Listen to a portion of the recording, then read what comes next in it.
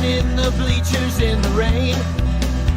We've shed a million tears and drank as many old-style beers out at the game. Let's go, Cubbies on Ranto. Michael Cotton. Son Ranto. Michael Cotton. Son Ranto and the lovable Lucy. Boutros Ghali. Ranto. Michael. Son Ranto. Cotton. Son Ranto and the lovable Lucy. Michael Cotton. Son Ranto. Boutros Ghali.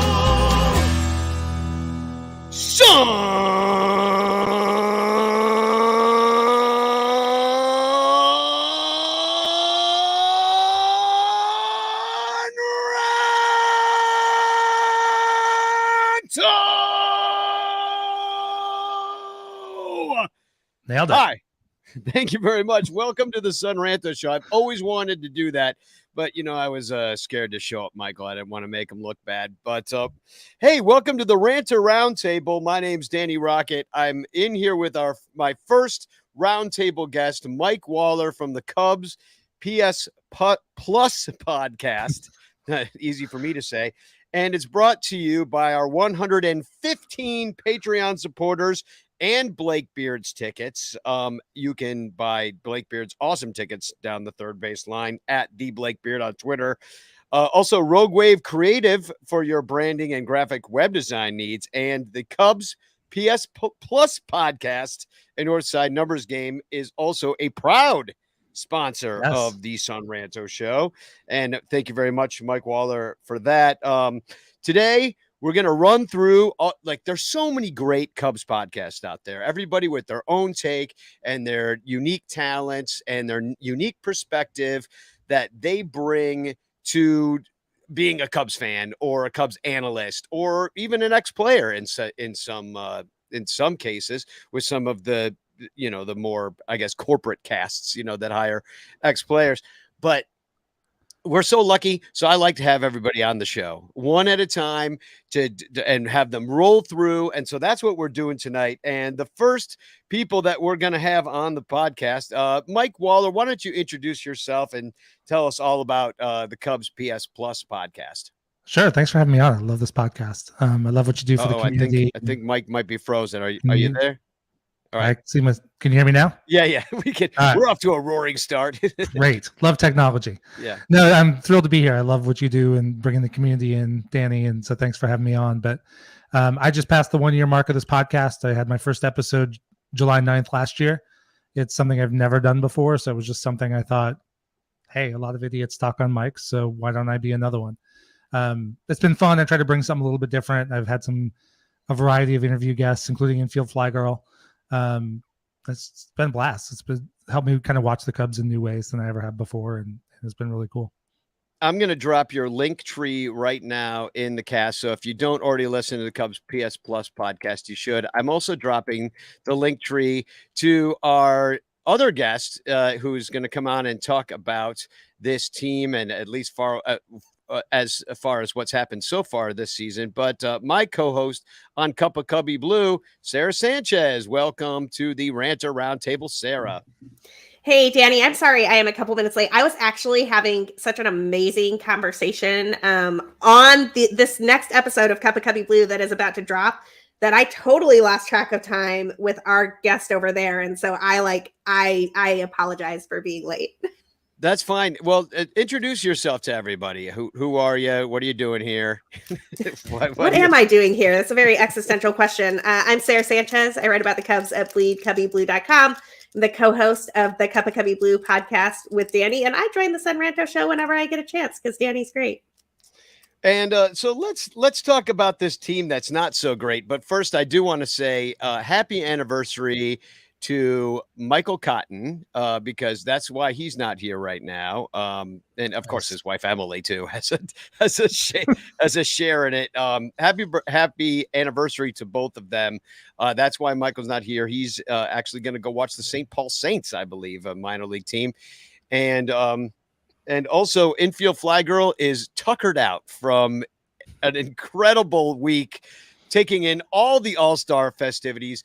If you didn't already hear our podcast of the discussion that we had last night with her, we released that today.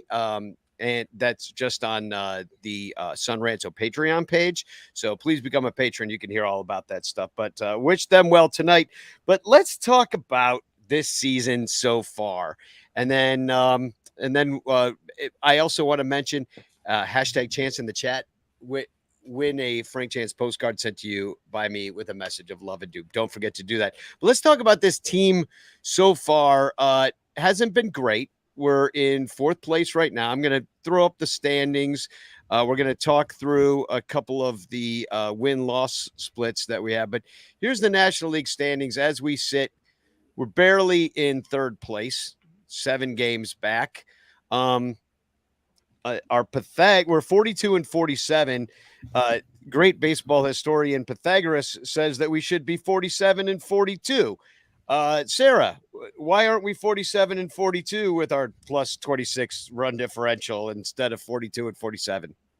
Because the bullpen has been really bad at various points in time. So the Cubs started with an abysmal record in 1-run games, and the offense has been inconsistent. So there have been lots of games where, despite the fact that the Cubs have outscored their opponents in blowout wins and they have outscored their opponents overall, they have not scored enough runs in any number of situations, and therefore they are underperforming their run differential, which frankly, I just wrote 2 pieces for Bleed Cubby Blue that are the case for them to be buyers and the case for them to be sellers. It could really go either way depending on what happens in the next 17 games over the next 20 days.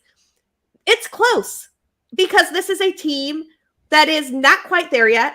They're approximately a 500 or sub 500 baseball team. And sometimes that looks really good and they get lucky and we get hopeful. And sometimes that looks really bad and we get despondent and think, get rid of everybody and start over again.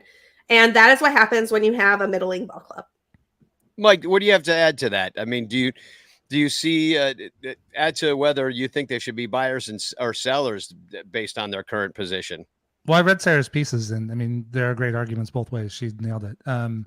I think for this team, I think, Sarah, you were the one early in the season, I think, calling them aggressively 500 or aggressively average. And that's kind of what they are.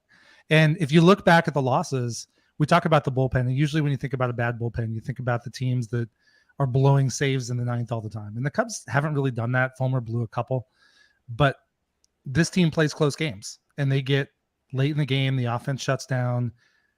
In some cases, the bullpen was bad. In some cases, the bullpen, you go out and lose a 2-1 game because you gave up a run in the 9th. It's kind of hard for me to yell at the bullpen, but the problems have been just not good enough in a lot of areas. That's correct. Yeah, it's like it seems like if one thing is working well, something else is working poorly. And then when the bullpen's fine and it's like recently the bullpen is somewhat stabilized, but then the bats disappear or whatever. If it's not one thing, it's another. Is another way to put it. And then let's look at some of these Cubs win-loss splits on the year. They're pretty much equally aggressively 500 at home and on the road. Really sunk by a tough May where they went 10 and 18. A 13 and 13 April is a little bit better than we thought they'd do. They had a 39 positive run differential. That's when it was really making headlines. June, they were slightly above 500. In July so far, they're slightly below. What do you attribute that May swoon to? I mean, honestly, they had a really tough start to their season. If you look at the teams that the Cubs played in the first half and change, it's slightly more than a first half to the All-Star break. They played a Marlins team that is overperforming a lot and playing kind of above their skis. They played a Baltimore team that's in second in the AL East, which is by far and away the best division in baseball. They played a Yankees team that's in fourth in the AL East, but that team has a winning record. They'd be in second if they played in the NL Central. They played a bunch of games against the Dodgers, who are an excellent team in the NL West. They had a really tough schedule coming into the season. Now, the good news is they have a weaker schedule in the second half. So you could sort of squint and see the Cubs overperforming in the second half, just like they did last year. Last year, they were a sub 500 team all the way up to the trade deadline. And in the second half, they were an above 500 team. And you could see that happening for this team again. But you can't guarantee it because the team is just not consistent enough.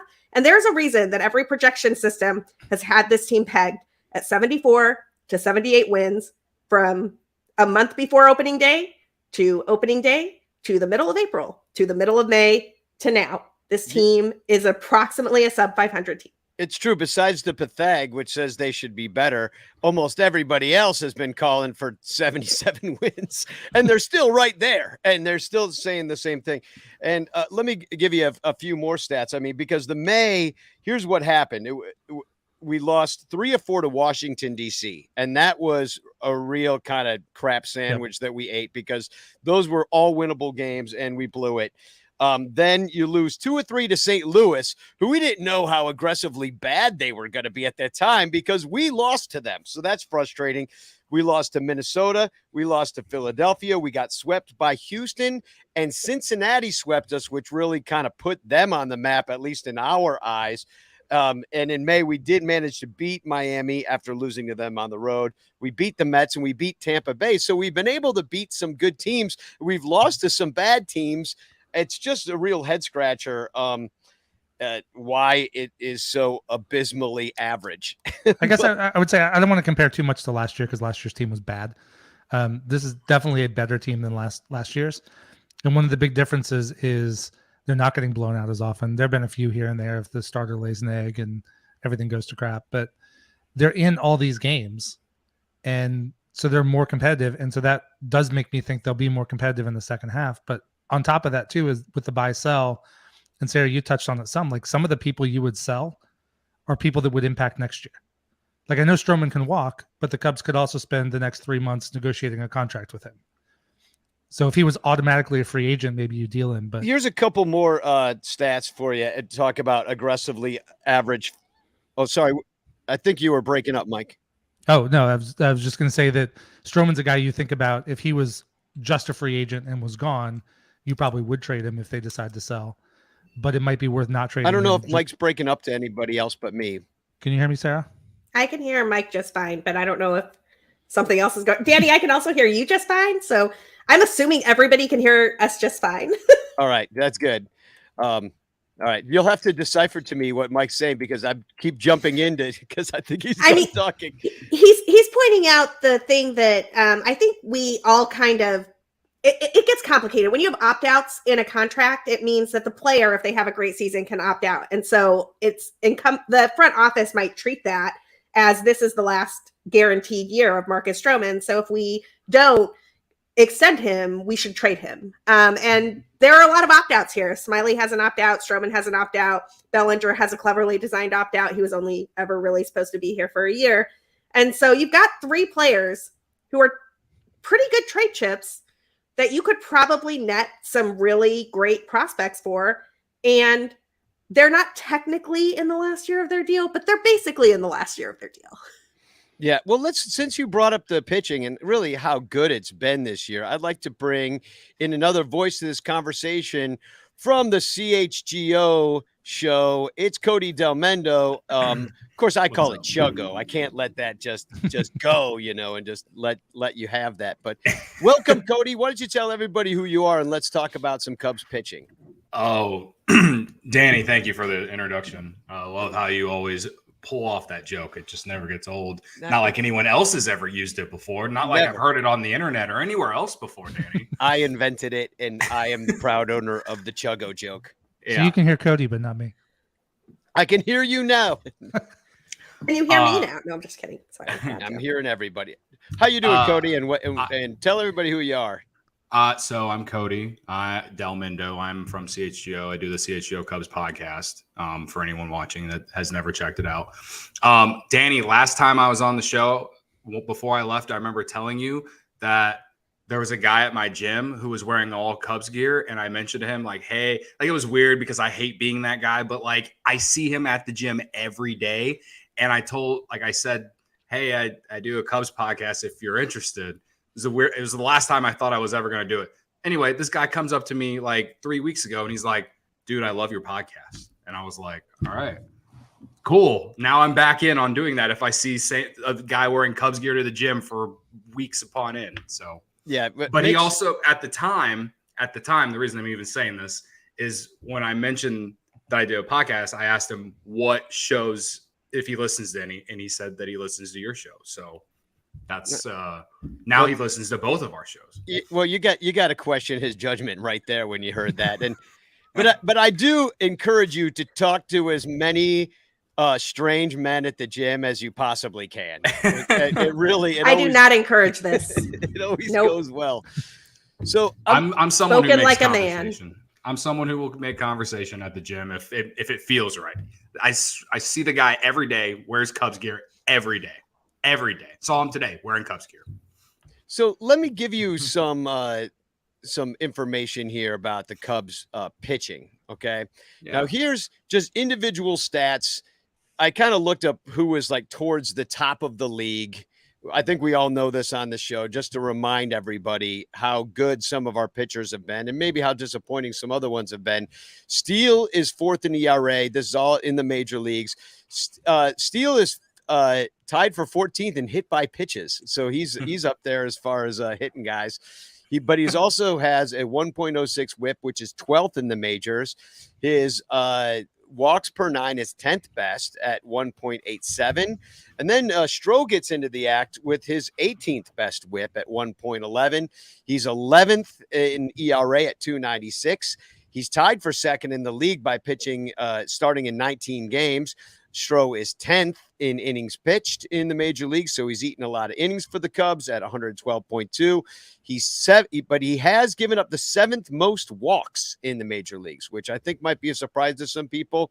Now let's get into some of the bad. Drew Smyly, a little bit disappointing. He's got his ERA over 4 now. I think the disappointment in Smyly is somewhat overshadowed by our disappointment in Jameson Taillon. Smyly also had almost pitched a perfect game, which we all remember as him being good, but mostly it hasn't been. He actually has the 20th most walks, and he's 24th in most earned runs. So like in the bad way, like 24th worst. And then Smyly has given up the 18th most homers at 15 home runs in the majors already. So starters overall, 10th best ERA, 4.02. 15th in average innings pitched, 6th fewest homers, haven't been given up the long ball, 10th fewest walks, 6th lowest walks per 9, 7th fewest strikeouts though, and the 5th lowest Ks per 9. So they're not striking them out, but they're not walking them either.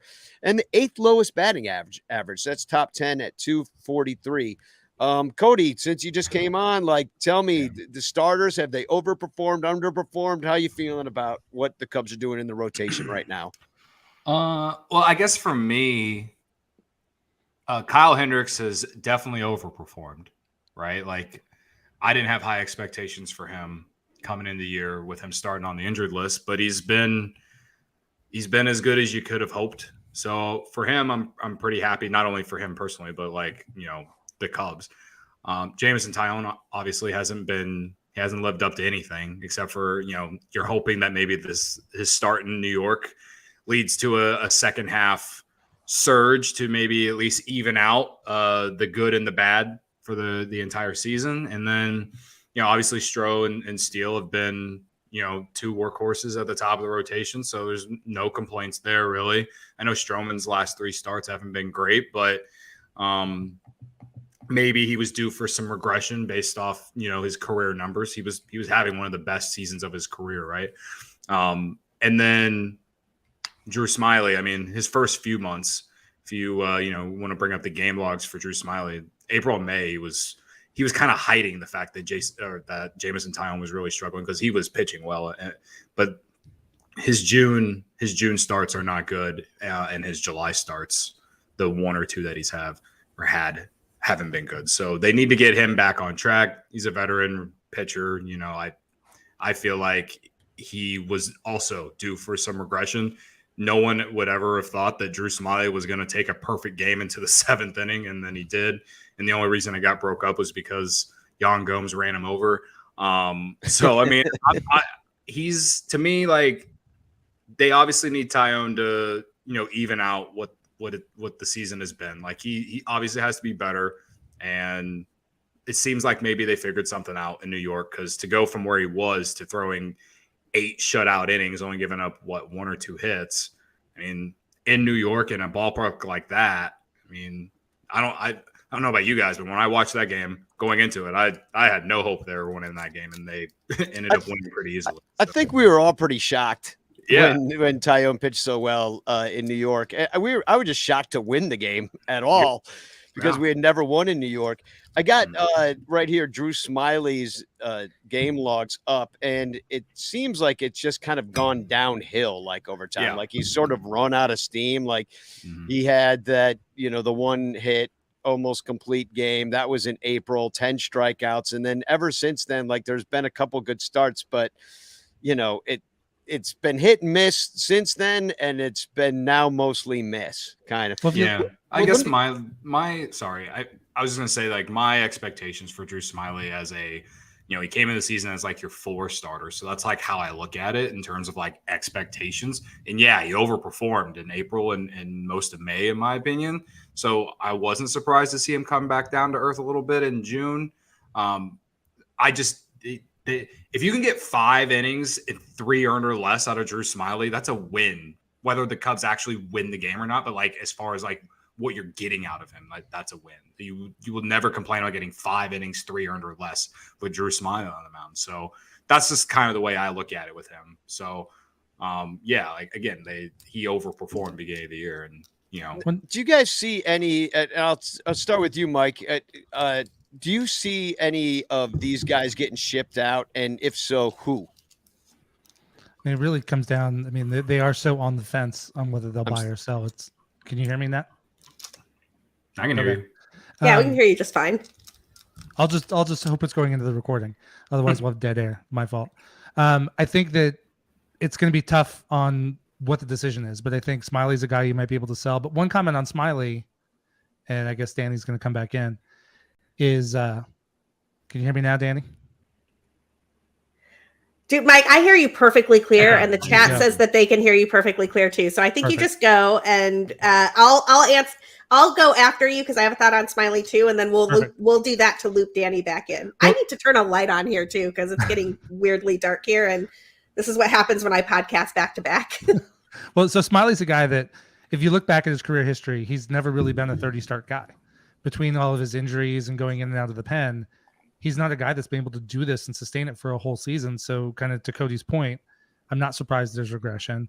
I don't know if maybe he needs a break. He's still somebody that I think would be valuable to a contender because he's shown that flex role. He's shown that he can be good in the bullpen. And Sarah, I'll toss it to you.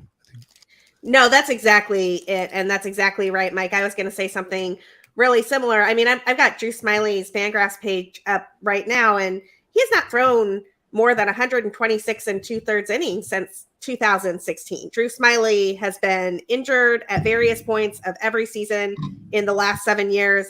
The most innings he's thrown he threw 126 and 2/3 with Atlanta in 2021. Last season, he topped out at 106 and 1/3 innings. He is already at 94 innings.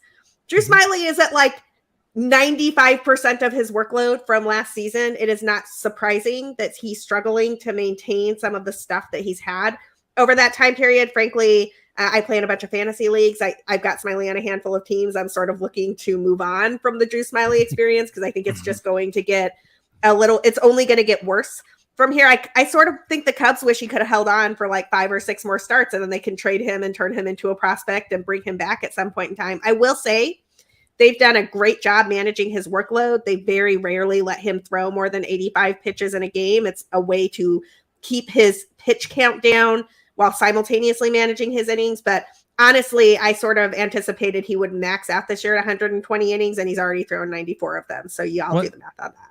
And they set the threshold for his own personal opt-out at 100 innings. So if he threw 100 innings, he earned the opt-out. So that's correct. Kind of where they've priced it. Yeah. Yeah, it's so much. And here's the thing about also, like, you look at some of these guys with the opt-outs, like Stroh as well. You could also, Hendo's got that option to stay. So that's really attractive maybe to another team if he's pitching like this. You look at our farm, and every time they've come up, for whether it be Wisniewski or Assad or, I guess Ben Brown, as everybody was excited for 5 seconds, and then it just is kind of iffy down there in the minor leagues right now. You've got Killian that it never has worked at the major league level so far. So you're not necessarily ready to trust that. So would you be willing to like not sign any of these proven arms, let Hendo go, let all three of them go, really just shake up the rotation and say, we're going to let the kids play and replace all of those more veteran arms? Or would you just do one of them? If they fall out of contention, I think I'd be okay with it. But I think what they've done the last few years, if they go on a bit of a run, if they're 3 games out at the trade deadline, it's a really hard season to punt. That's a really hard message to send to the fans. Yeah, I mean, I've said this a handful of times. If they're selling, like full on selling 3 consecutive seasons, man, that's just a bad look, to a point to where even I couldn't find a way to defend the front office or ownership for anything. And I mean, I don't defend them for everything, but I do think I'm a little bit more optimistic than a lot of people. And if I think that they're more likely to do what many say, like a soft sell or a soft buy. You know what I mean? I don't think that they're going to just ship everyone out. They're too. I don't think their division's not good enough to give up on the year. And also the plan, quote unquote, in our eyes, or I would assume in the front office's eyes, based off how they've been doing things the last few seasons, is that they really do want to be playing meaningful, like competitive baseball next season. And like, I know PCA is supposed to come up next year, and you know, they can sign some other guys in this offseason, whatever, but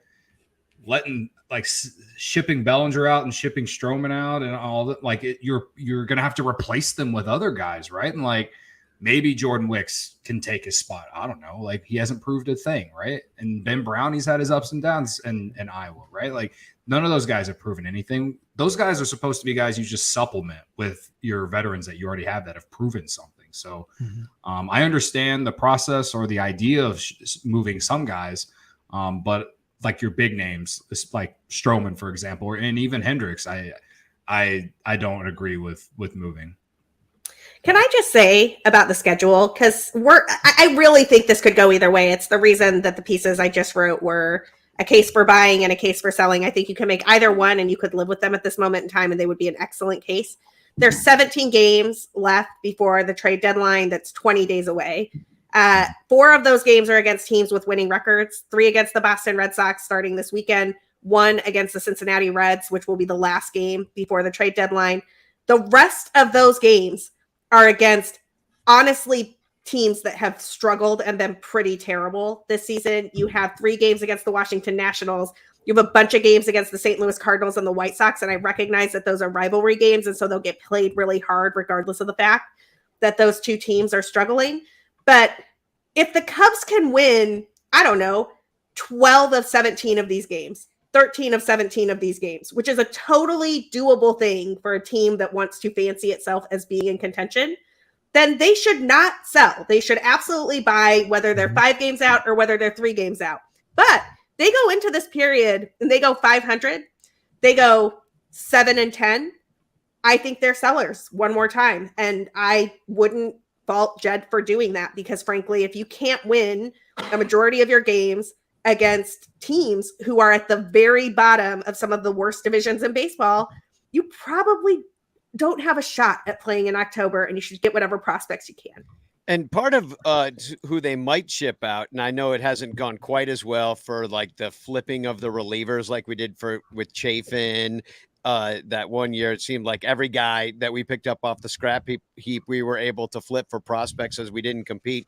But this year, even though the bullpen was pretty disappointing at the start of the year, it has stabilized somewhat. And here's some reliever stats. They have a very average bullpen at 4.01 ERAs. That's 16th in the major leagues, right in there in the middle. They've actually taken the 6th fewest innings pitched in the majors. So it really is the starters doing the bulk of the heavy lifting. They haven't given up a lot of home runs because of that, because they've only the 4th fewest in the majors. So they've kept the ball in the park, even though they haven't been out there as much as other teams. They have the 11th best strikeouts per 9, which was a little bit of a surprise to me. and they have the 9th worst walks per 9. So they are walking a lot of guys, and they have the 11th best 237 batting average against. So it hasn't even though there's been ups and downs with the pen, it all has come out to pretty darn average. Who do you see being a part of the Cubs' future in our bullpen right now that will be here next year? And who do you think could get traded? I think the easy answer is Daniel Palencia. Like, we haven't seen a lot of him yet, but I mean, you couldn't have asked for a harder situation for him to make his major league debut in when he came in Milwaukee, I think in extra innings. And he, the defense really helped him out, but he got a 1 or 2 strikeouts in that appearance. But either way, he just showed some poise. Obviously has a stuffed 100 mile an hour fastball. He's been everything, or he has the makeup of everything that you want in like someone in the back end of the bullpen, whether he's going to be your closer one day or not. And you got him for Chafin. So I know the prospect guys love this guy. But he just based off the few appearances, the more innings he gets the rest of the year, I think that really, if he does well, I think that really solidifies him as one of their back end guys for next year for sure. I think he's going to get a lot more opportunities in high leverage in the second half. Just because if they do kind of sell, maybe not full on sell, but kind of sell. I mean, I wouldn't be surprised if Leiter Jr. or Merriweather are on their way out. Maybe he gets to be in one of those roles. I personally hope that it's not both of them at least, but I think right now their bullpen is set up pretty well with those two, him, Alzolay, and there's another one I'm missing off the top of my head. But yeah, no, I think Palencia, as far as like a young guy that's controllable, that they don't have to worry about moving or anything anytime soon. Like I think there's a lot of potential there. And to go the other way, you mentioned Leiter Jr. and Merriweather. Both those guys are guys who have had careers and not really been top bullpen guys. Mm-hmm. And the Cubs are now finding something, and they're both about to enter their ARB1 year. So they are interesting because if the Cubs or another team really believe in what they're doing, they are cost controlled for the next 3 years. Yeah, that's fair. It wasn't the situation with Merriweather that the only reason he was even making the team was because he was out of options. I mean, there's a lot of guys that really had to prove it. And then you got Fulmer, who I think you were hoping was going to be somebody you could reclaim and then fix, but that didn't seem to work out as much. They've been trying to dial him up in some better situations or more high leverage stuff. He's been better of late. He's been better. Yeah, exactly. Well, it's all been, we'll go back to Sarah's original quote, aggressively average or aggressively 500 baseball team or slightly below. Yeah. So we're going to run some more people through here. You're all more than welcome to stick around. But in just 1 second, we're going to bring on Alex, Pat, and Jeremy Deemer from the Wrigleyville Nation podcast. Alex Pat is from Swirsky Sports. We can let you guys go. We're going to play a quick commercial break. And when we come back, we'll be here with totally new people. You guys can tell me in the private chat if you'd like to stick around or not. You're more than welcome to, of course, because I've got room for 10 in here. We can go full on CNN talking heads if we want. I can't promise that you'll be able to say more than one thing, but you'll be in here. So we're going to play a quick commercial for Patreon. It's how we keep the lights on at the podcast. Patreon.com/sunranto. There's all sorts of perks at every level, including joining our Discord, where you can make lots of great Cubs friends. But we'll be right back. All over Chicagoland, there are thirsty, frazzled, overworked Cubs podcasters who are struggling to survive one more baseball season in the dog-eat-dog world of unpaid content creation. But it doesn't have to be this way. You can make a difference.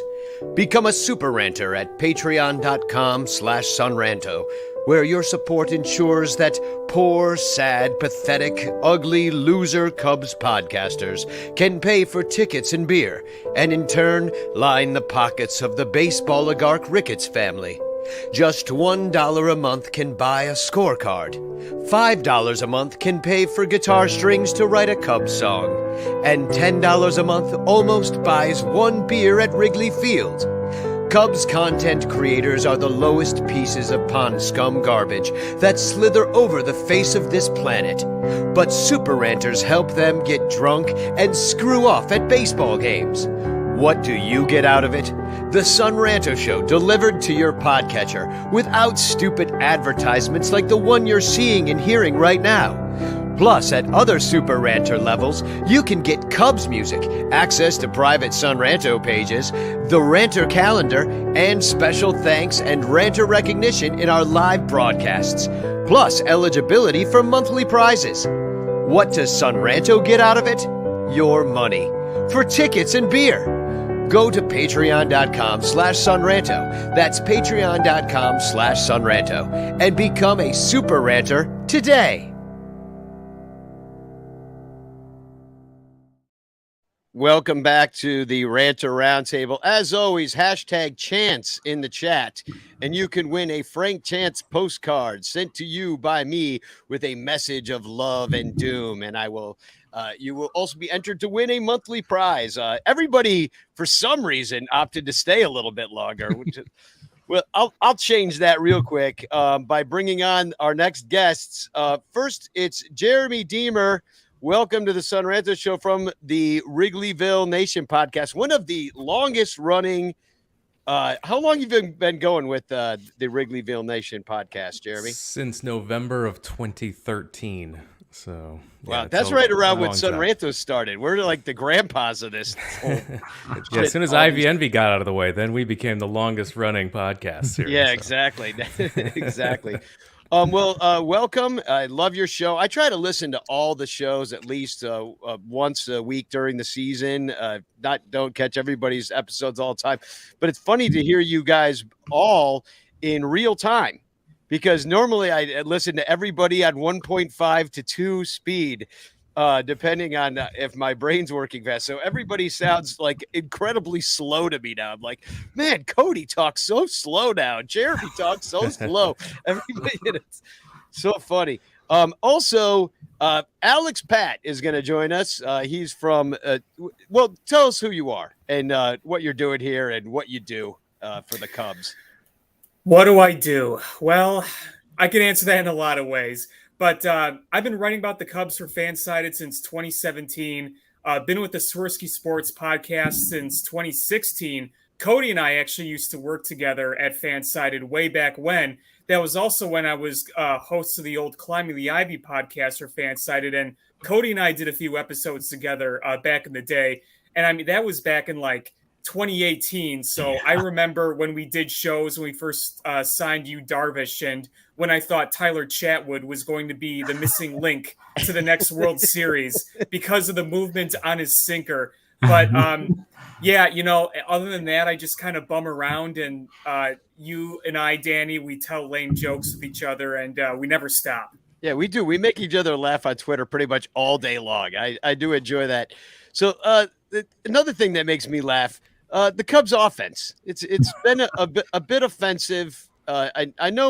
I know it wasn't going to be the best in the world when we went into the season. Everybody knew that pitching and defense was going to be more of our strength. But let's talk about this offense right now. We're 18th in OPS, 21st in homers. We do have the 8th most triples, the 5th least doubles. Yay. Yeah, so not a lot of Mark Grace is rolling over in his someday grave. Fifth most walks, so they do take a lot of walks. Thank you very much, Ian Happ. They strike out a lot, which was a little bit of a surprise for a contact team. 8th most Ks. They are 14th in stolen bases, right in the middle of the road, but they've been caught the 8th most, so that's not good. And they're 13th in runs scored, so pretty darned average. I'll throw up one more stat here, and that is Ian Happ is 2nd in walks in the majors and 15th in OBP. So he's having a decently boring offensive year because walks are boring. Horner is 24th in the majors in hits. So, that's something. 10th in stolen bases with 20. Suzuki's been caught stealing a lot when he's on base. He shouldn't run because he gets caught a lot. He's eighth in caught stealing, and he also leads the team in average exit velo. Seiya Suzuki does, which was a bit of a surprise. So, Jeremy, we'll start with you because you're on the show. You just got on the show. The offense, disappointing, surprisingly average, better than you thought. Like, I like aggressively average. I'm going to use it a lot, Sarah. Thank you. You're welcome. No, when the season started, we looked at the roster construction of this team, and we were, most of Cubs Twitter, blogosphere, etc., was not saying this is going to be an offensive juggernaut here. This team is built for defense and not really offense. You were lucky that you've gotten what you've gotten out of Cody Bellinger this year. Christopher Morel, total surprise at this point, right? But if you take those two out and you just look at on base plus slugging, the MLB rankings, we talked about it on this week's podcast that we did. Morel and Bellinger don't qualify. They don't have enough plate appearances. But the Cubs' number one leader in on-base plus slugging is Ian Happ. You mentioned a lot of his stats right there. He's 74th ranked in all of baseball. The Dodgers have 2 in the top 5. The Braves have 2 in the top 5. The Cubs don't have the offensive sluggers. They don't have those power hitters that this team needs.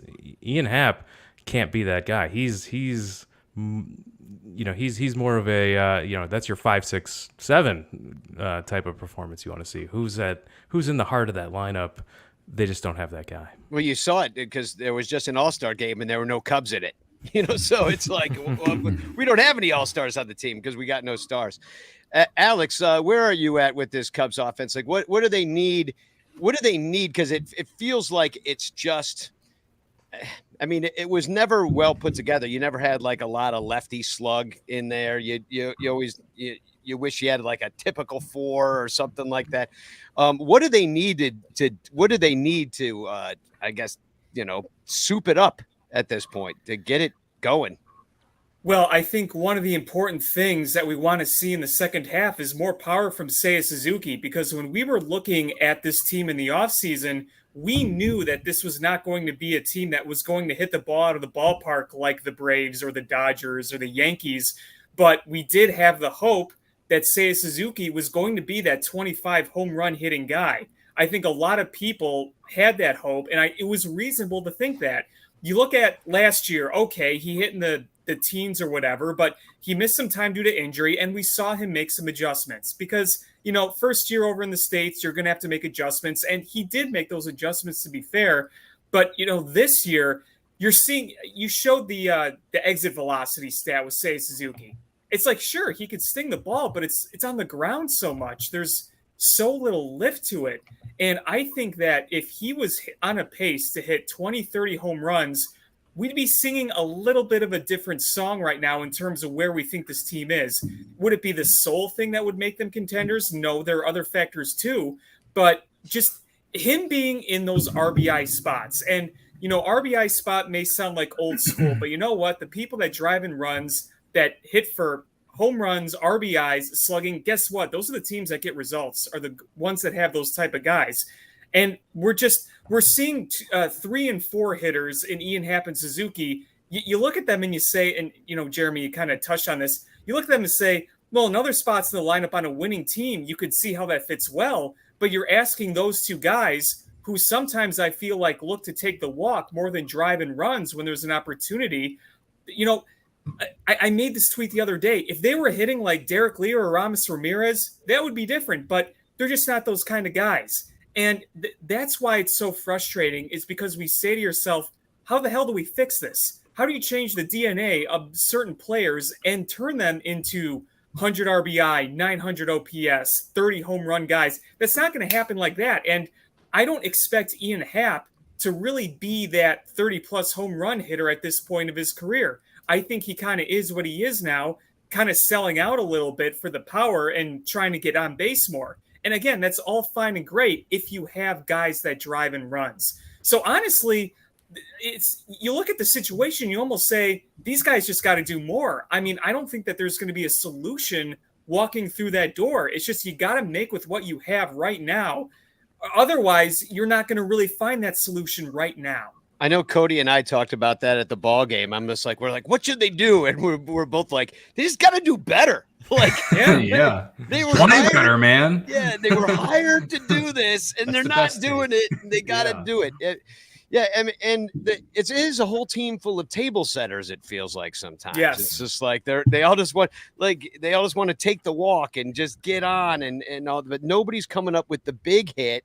I mean, there's a couple clutch guys like Nico's been pretty clutch, in the times when the games are down, but nobody's coming up and hitting that big 3-run homer. They're like, moving the guy over so maybe somebody can hit a sac fly with the bases loaded. You're like, no, I need a double off the wall that clears the bases, and nobody's doing it.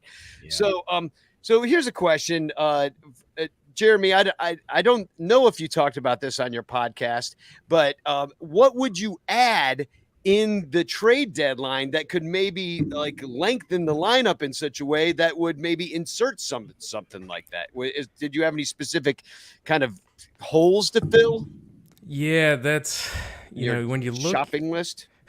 when you look at it, and where the Cubs are right now in the standings this season, the roster construction, the talent, what kind of player do you want them to get?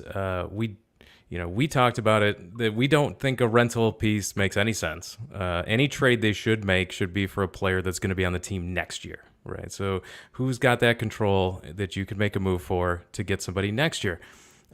We were talking about, who could be available. Where can the Cubs weaponize their money in a way that hey, a team's going to be looking to shed some money next year. You can get in here and make a trade and try to take some money off the books. You can, like a guy like Ryan McMahon came up, right? Like in Colorado, not a super sexy name, but he's got a bigger contract than Colorado probably wants to have at this point, and it might be a guy you could plug in there for some power. It's worth a conversation of maybe a Pete Alonso with the Mets. Say, hey, what can we do here? There's opportunity there to make a trade to get somebody that would really make an impact for down the road. It's not about a rental this season. Yeah, what are they calling it? Like a trade light, or what? Somebody said it before. I forget what the phrase was about, like soft trade. That's what it was. Yeah, that's what soft trading. Oh man, it's just like Skinamax late night trading. It's just not quite enough. It's not. So I mean, it's interesting because you can make these small little moves and improve the team for the future. And I think maybe part of that would be letting some of the kids play and maybe see what you've got for the future.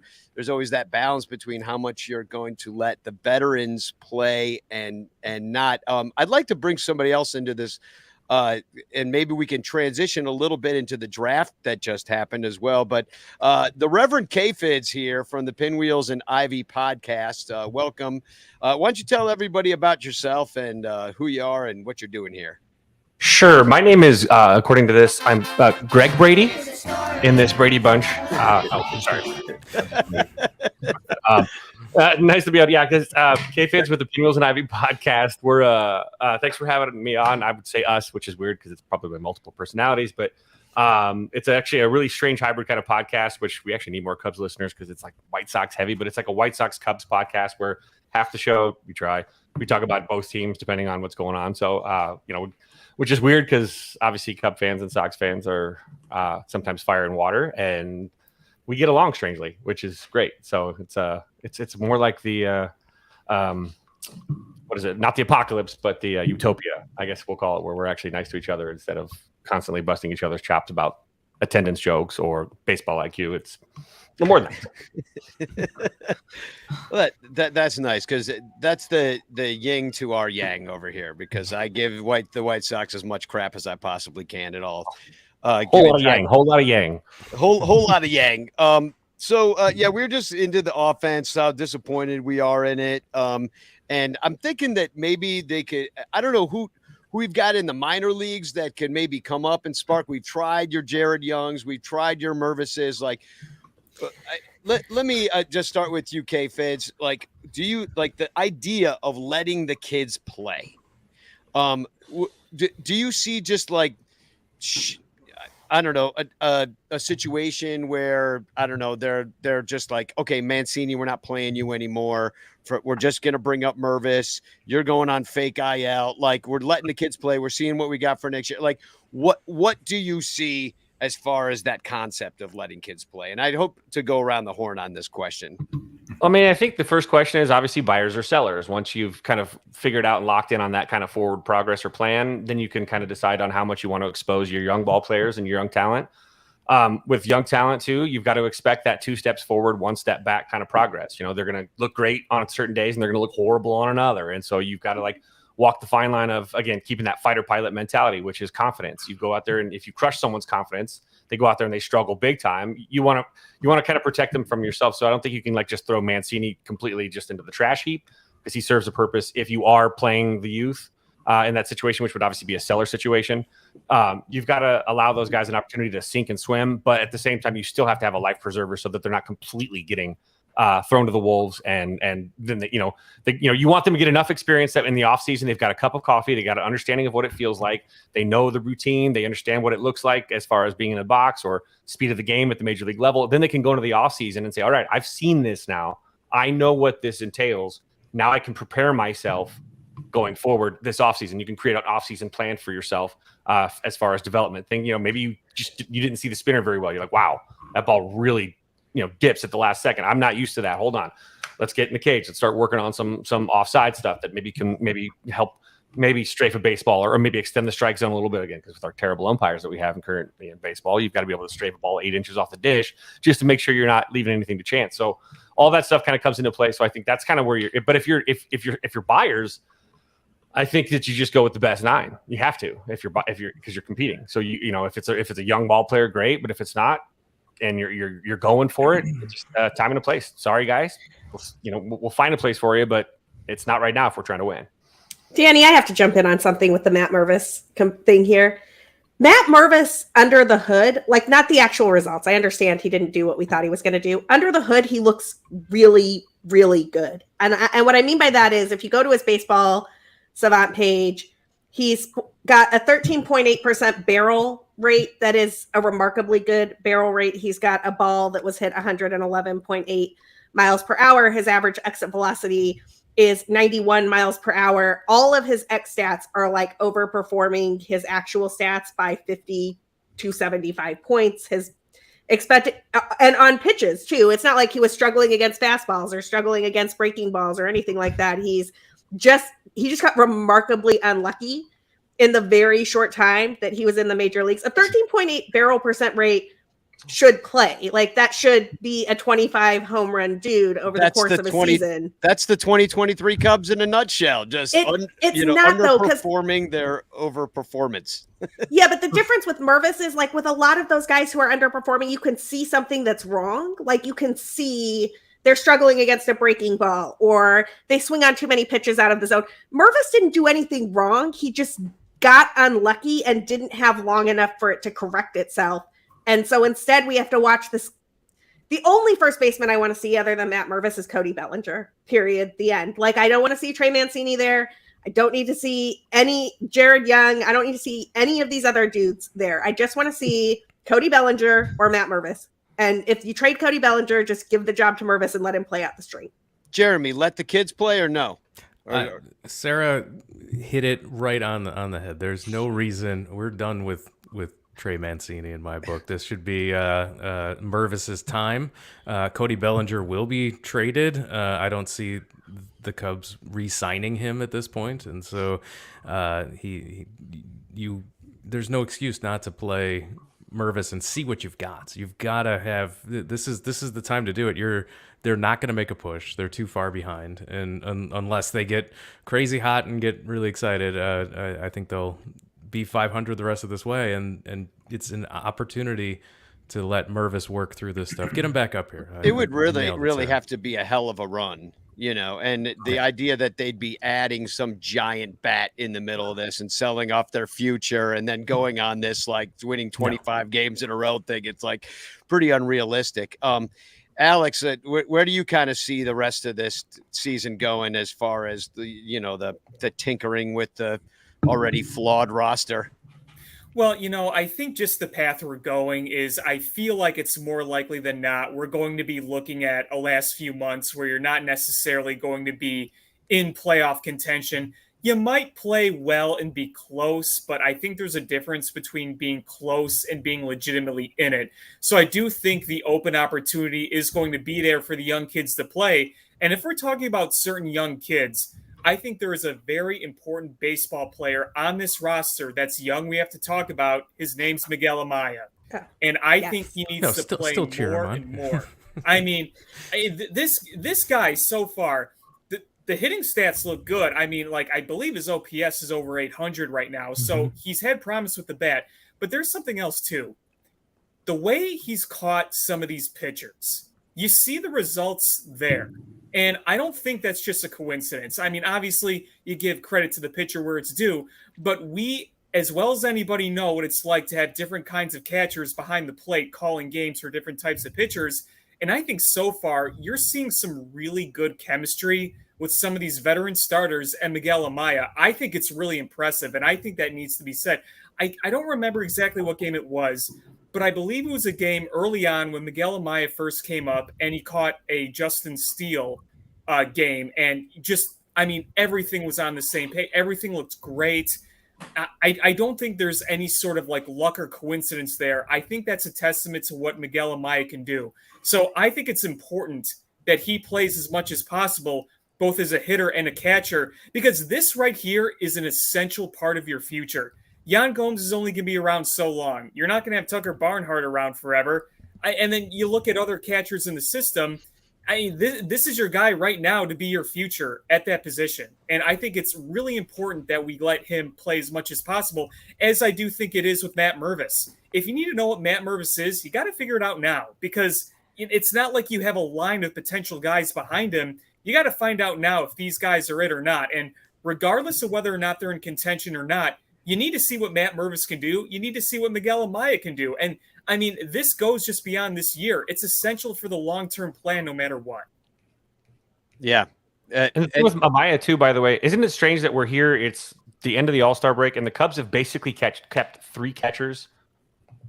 Yeah, on the 27-man this entire and even when the season started, we were like, "What, really? 3?" And now it's stunting the ability for Amaya to actually get consistent starts too. And they don't play. And they don't play him. And this has been with a lot of guys like Morel too. Like he'd come up, hit 2 home runs, and then they'd bench him for 2 days. Or like I think somebody that I would like to see up this year would be somebody like Nelson Velasquez. Getting his shot. I think that's another person. He came up. Slug. He came up, hit a freaking go-ahead grand slam, and they sent him back down like the next day. It was like, no, not good enough. We need boring people. Like, I don't know what they're doing. I mean, is it the development? Is the idea between playing the kids and playing the vets? Because that you think they're going one way when they ship Hosmer out the door, but then they were like, no, just kidding. We're going to play Mancini there and make Miles Bodie play third and right field, just the weirdest stuff. Love something as much as David Ross loves aging backup catchers. Like, honest to God, it is the most ridiculous thing that I have ever heard in my entire. Why is Tucker Barnhart taking playing time away from Miguel Amaya? Miguel Amaya has a 12.8% barrel rate. He's hit a ball 107 miles per hour. He is clearly the best offensive catcher that the Cubs have. And I will say he probably needs to develop a little bit in terms of how he does game calling. I mean, we all know that Kyle Hendricks is calling his own pitches when Amaya's back there. All he's doing is receiving. He's not doing any of the game calling yet. He probably does need to learn some of that. He can learn it from Yan Gomes. I was told that Yan Gomes is like a catching savant and the best defensive catcher in the history of baseball. And so I don't understand why Tucker Barnhart is in this lineup at all. The David Ross sees himself in Tucker Barnhart. That's basically, it's David Ross. Except it's Tucker. It's can I play devil's advocate? Tucker Ross. Please do. So my whole thing on Amaya, the whole reason that like I'm actually okay that like with the playing time he's been getting, just because I don't like Gomes is having like one of the best offensive seasons of his career. Barnhart, whatever. Stroman doesn't like Stroman will rave about Tucker Barnhart. So I think that they're going to, at least when Stroman starts, they're always going to play Barnhart.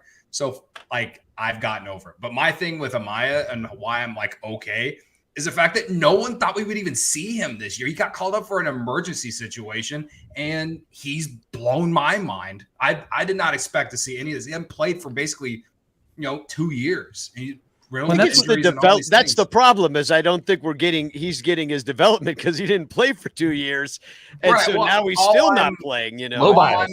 All I'm saying is that I think they're easing him in the best way they think they can. You can disagree with the way that they're doing it. I'm not going to try and convince you otherwise, but that's the reasoning that I have in my head on why they don't play him as much. Now, I wouldn't be upset if they DH'd him a little more, you know what I mean? But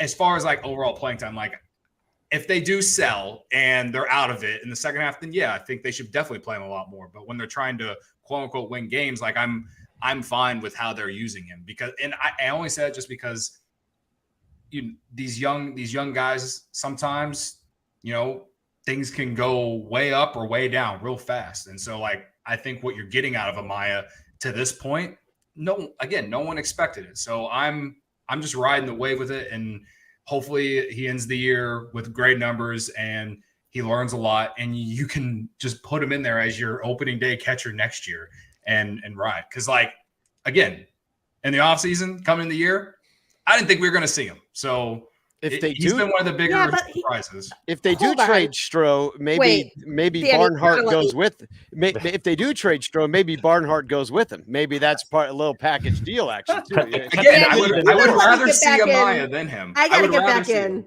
on this Miguel Amaya versus Yan Gomes' best season ever thing, because Yan Gomes has 198 plate appearances this season. His WRC plus is 94, which means he's been 6% worse than league average at driving in runs. He is slashing 262, 303, 415. Miguel Amaya has 69 plate appearances. Nice this season. His slash line is 255, 382, 418. He has a WRC plus of 125, which means that his partial season is 31% better than Yan Gomes' great season at driving in runs relative to league average. And Tucker Barnhart, meanwhile, has been an absolute disaster with 106 plate appearances, a 191, 274, 245 slash line, and a WRC plus of 47. Like, the odd man out is clearly Tucker Barnhart, but also Miguel Amaya should be in the lineup way more than Yan Gomes, because Miguel Amaya's first crack at MLB is 31% better than Yan Gomes at his best. I would just say, for me, it's the reaction and the adjustment to what you have. I think coming into the season, I think the Cubs would have been insane to just pencil Amaya in as the backup catcher, because he hadn't played a full season since 2018. But now that he's healthy, now that he was performing so well in the minors and he's up, you got to use that bat. And maybe you're splitting the deal with catching, and to your point, Cody, he's caught Stroman a ton. Barnhart has, but his last start, Barnhart didn't catch Stroman. So if they're already going to make that break, then the Barnhart money is not so much that you can't walk away from it. I think it's $3.25 million. They'd be on the hook for next year for another $3.25 million, but who cares? You're going to make that up by Amaya playing. Again, I was playing devil's advocate for the sake of playing it. Would I rather see Amaya than Tucker Barnhart? Yes, guys. Yes. It seems would I rather see Amaya more than Yan Gomes? Yes, I would.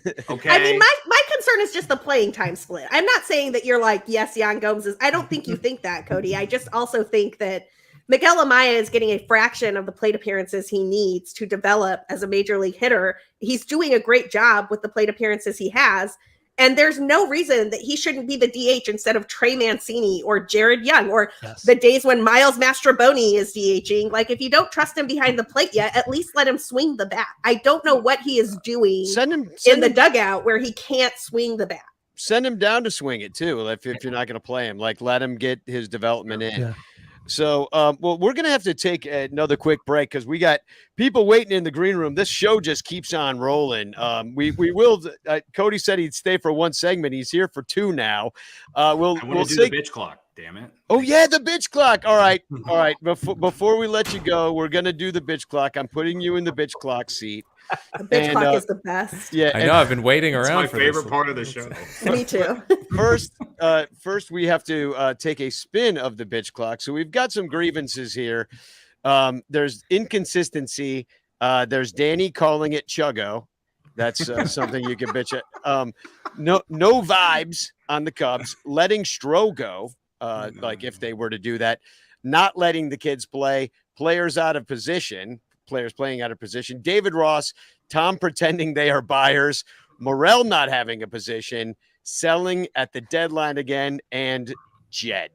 So let's Just Jed. Jed. God, Danny, Just I've never Jed. needed anything more than a bitch clock of Jed. So let's take a spin of the bitch clock grievance wheel. And we are going to get.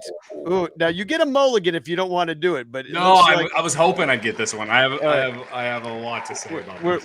we're getting David Ross here. So let me present the. I gotta get it all set up. Sorry. We need a song that's like the bitch clock theme, but it can be to the Love Boat. The bitch clock. Anyway, sorry. Soon will be. So all right, I gotta get the bitch clock We will be going here. bitching. Sorry. No, I've got. I don't have a bitch clock song, but I do. This is the 30-second bitch clock. So Clock, you have 30 seconds to bitch. All right, David. I am so tired of you playing Ian Happ in the 3 or the 4 hole. I can't take it anymore. All right. The guy is one of the best on-base machines in baseball. Well over 350 on-base percentage. 377. Okay? Whatever. All I'm 10 asking seconds. is to play him either in the leadoff or in the lower spot of the lineup because he's not driving in runs, and that is why this Cubs offense is so inconsistent most of the time. Stop your bitching. Very nice. I could have Well gone for done. another like 2 minutes about that in general. I know That we is awesome. I've got a Alex, would you like to take a spin of the bitch clock real quick? Oh hell yeah! Let's All right, go. we might Let's have to go. might have Yes. to just go a little longer. We'll put Alex in the bitch clock here. So all right, I've got to hold on, share my screen to the wheel of grievances, and we're gonna spin it again. Can you all Honestly, see that? Danny, there should just be a whole episode of the bitch clock. Just Really, like I'm just everybody gets thinking to this bitch. now the new show. Okay, here we go. Morel not having a position is your category. Here we go. I gotta wait to restart it. Here we go. Bitch clock, you have 30 seconds to bitch. This guy is one of the most productive people on your team, and you can't figure out where to put this guy. You're trying to figure out a million things at once. Here's a guy that can actually slug, produce, but you don't want to put him at third base because you got to play Miles Mastroboni or washed up Patrick Wisdom. What the goddamn fuck? Why are we fooling 10 around with seconds. stuff that just doesn't work instead of trying to make something work that actually might work? It's infuriating. Just let him play, let him develop. My God. Stop your bitching. And stuck the landing. Oh yeah, I like the end. It was very like grandma-y. God. Just my God. That was great. the That was landing. therapeutic, man. You got to do this for us more. I feel like I will just let off the right amount of steam. Yeah. You do one, like Sarah said, one show every week or whenever you can. Just bitch clock. Thursday That's all I night do. bitch Love it. clock contest. Yes. A bracket of bitches. Okay, wait, Danny, I have an idea. Trade deadline bitch clock. Once the Cubs sell again, I really think we just need a whole episode that is like invite all of us on. We each get our shot at the bitch clock. Yeah. I call the Jed category. Yeah, we could do votes from the fans and they can write in and we'll pick a winner and they win a cake or something. I don't know. There you go. Jeremy, propose- would you like to take a spin of the bitch clock wheel as long as we're all going around? I'll get K-Fids on the flip side because I do want to talk about the draft. I want to save my bitch clock for when we do the episode. I want to be Okay, one of for the those episode- guests on that episode. Yeah, so- Mike, you too, because we really should move on. We're about 12 minutes behind the Good for me, BS I'll do the I'm next a schedule. consummate host, keeping it moving here. This- Exactly. I must. Well, I'm going to say goodbye. to Jeremy and Sarah and Mike. And Alex, if you would stick with us, I'd love that.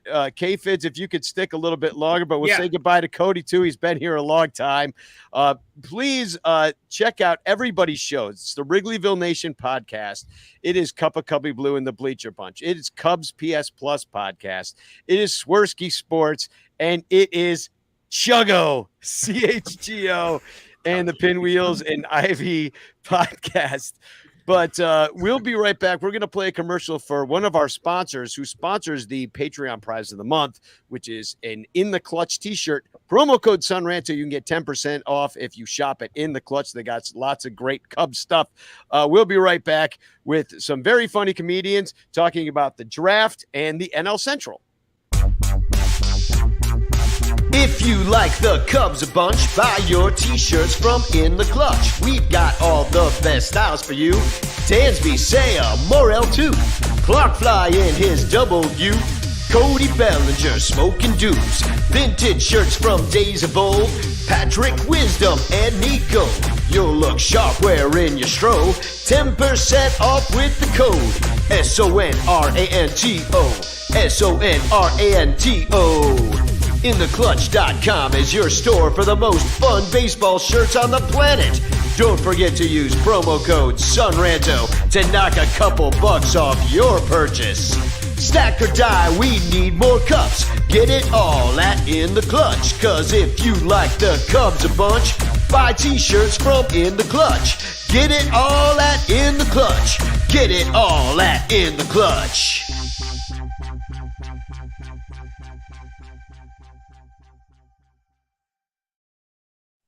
Remember to use promo code SunRanto for 10% off your In the Clutch purchase. Alex, K-Fids, welcome back. We have a much less busy, less crowded room, but I'm going to make it a little bit more crowded, and I'm going to bring on Joe Kilgallen, one of my favorite comedians and a great friend. Joe, welcome. Introduce yourself to everybody real quick. Oh, well, thank you for having me, Danny. What's up, Alex? What's up, K-Fids? So good to hear your voices. I've been following the two of you on Twitter and knowing your Cubs takes and liking them. And now I'm like, oh, cool. That's what they sound like. It's kind of fun to meet people you only see on Twitter via podcast. But what's up, Ranto Nation, or Ranto Nation, I should say. I always want to say San because it rhymes with Ron, but I know it's Ranto. Everybody does it. I'm the only one that says Sun. So it really, even though I named it that, it should be me that switches at this point. You got to give the people like the guy that calls it GIFs instead of GIFs. The guy that invented it, they're GIFs to him. Yeah, exactly. They're GIFs to everybody else. I'm the GIF guy. Exactly. I'm just like GIF guy. So anyway, I wanted to talk a little bit about the draft. It just happened. I know these guys aren't going to be around for a while, but there's always kind of, if you take a broad eagle-eye view on some of this stuff, sometimes you can see some patterns and read the tea leaves into where things might be going. So I'll start with you, K-Fids. I saw you talking about it a lot. I know you're a high school baseball coach. Actually, I don't know if you want to say that you coached a somewhat famous Cub at one point in his young career. Might have even hanging out at a barbecue with his father-in-law last night. Whoops. Yeah. No, so you know what you're talking about when it comes to young ball players. What do you think? First, let's start with the first round pick. Greg Huss has this to say from Out of the Vines. My comp for Matt Shaw is a combination of Mike Trout and Barry Bonds. True, untrue? What do you think? I think that's being very modest. That's a modest. It's not hyperbole at all. So that one's a good one. No, but Shaw, I freaking love Shaw. I honestly, the more research you do a little bit about it, you brought up a certain somebody that I have a history with, and Matt Shaw is very similar to him. He's kind of a dork, college mature bat, a guy that what do you like to do in your spare time? I like to read. I like to hang out with my family and my girl, like play Fortnite. Like this is a dork, which is great. That's a positive because again, we all know that if you're too big a partier, sometimes it's a little bit harder to be a successful Cub just because the life gets a little bit tough and then you end up, passing out upstairs at the Cubby Bear, or not the Cubby Bear, right over at Murphy's. And so you're like, whatever. So with Shaw though, you get a really, I saw a lot of people because the only thing that he is actually a comp with Nico Horner is height, and they both have a head and arms and legs. He is very dynamically different than a Nico Horner. He has prodigious power. He is a guy that you're getting that, I think you probably at this point, if you've been paying attention, you've seen the 500 and some odd foot grand slam that he hit against Iowa. The guy, he's a hard worker. His power profile really clicked in his last year, and then it continued on into this year. And the weird connection here is actually, I was joking about it, but I was with KB's father-in-law, who his brother-in-law played for Maryland. So Tomo, his brother-in-law, was a player at Maryland, and they come drafted 2 Maryland guys, 2 Terps. And so they were real stoked. And Tomo's, I've been texting with Tomo all week. Tomo actually, this kid's a freak. It's probably the best baseball player that's ever played at Maryland, in Tomo's words. And so the Cubs got a mature bat that, you say it won't be a while. This guy's probably on a 2-year path. I wouldn't be shocked if this guy's a late season call up as early as, next year, because he's just one of those guys. Again, he's going to be 22 here real soon in November. He's not a baby. So he's already a little bit further up in that development. And this is kind of weird. This draft felt like a throwback. This all of a sudden, you got mature college bat with the first round, third round. You've got another mature bat from Florida. You've got a catcher from Davidson. You got an outfielder from Minnesota, Long Beach State. All of a sudden, they went back to the mature bat strategy, which that Theo kind of coined when he started doing it with started back in 2013 or whatever with KB, and doing the mature bat while everybody was taking young arms. Here we are, right back to that. Now, this was probably the most exciting draft we've had in a couple of years, in my opinion, just because it wasn't just like last year where it was basically all pitchers and one position player or something, or a guy that's a hybrid. This year, there's so much peppered in there, whether you're talking about everybody else. But the Shaw pick to me was an absolute home run to me.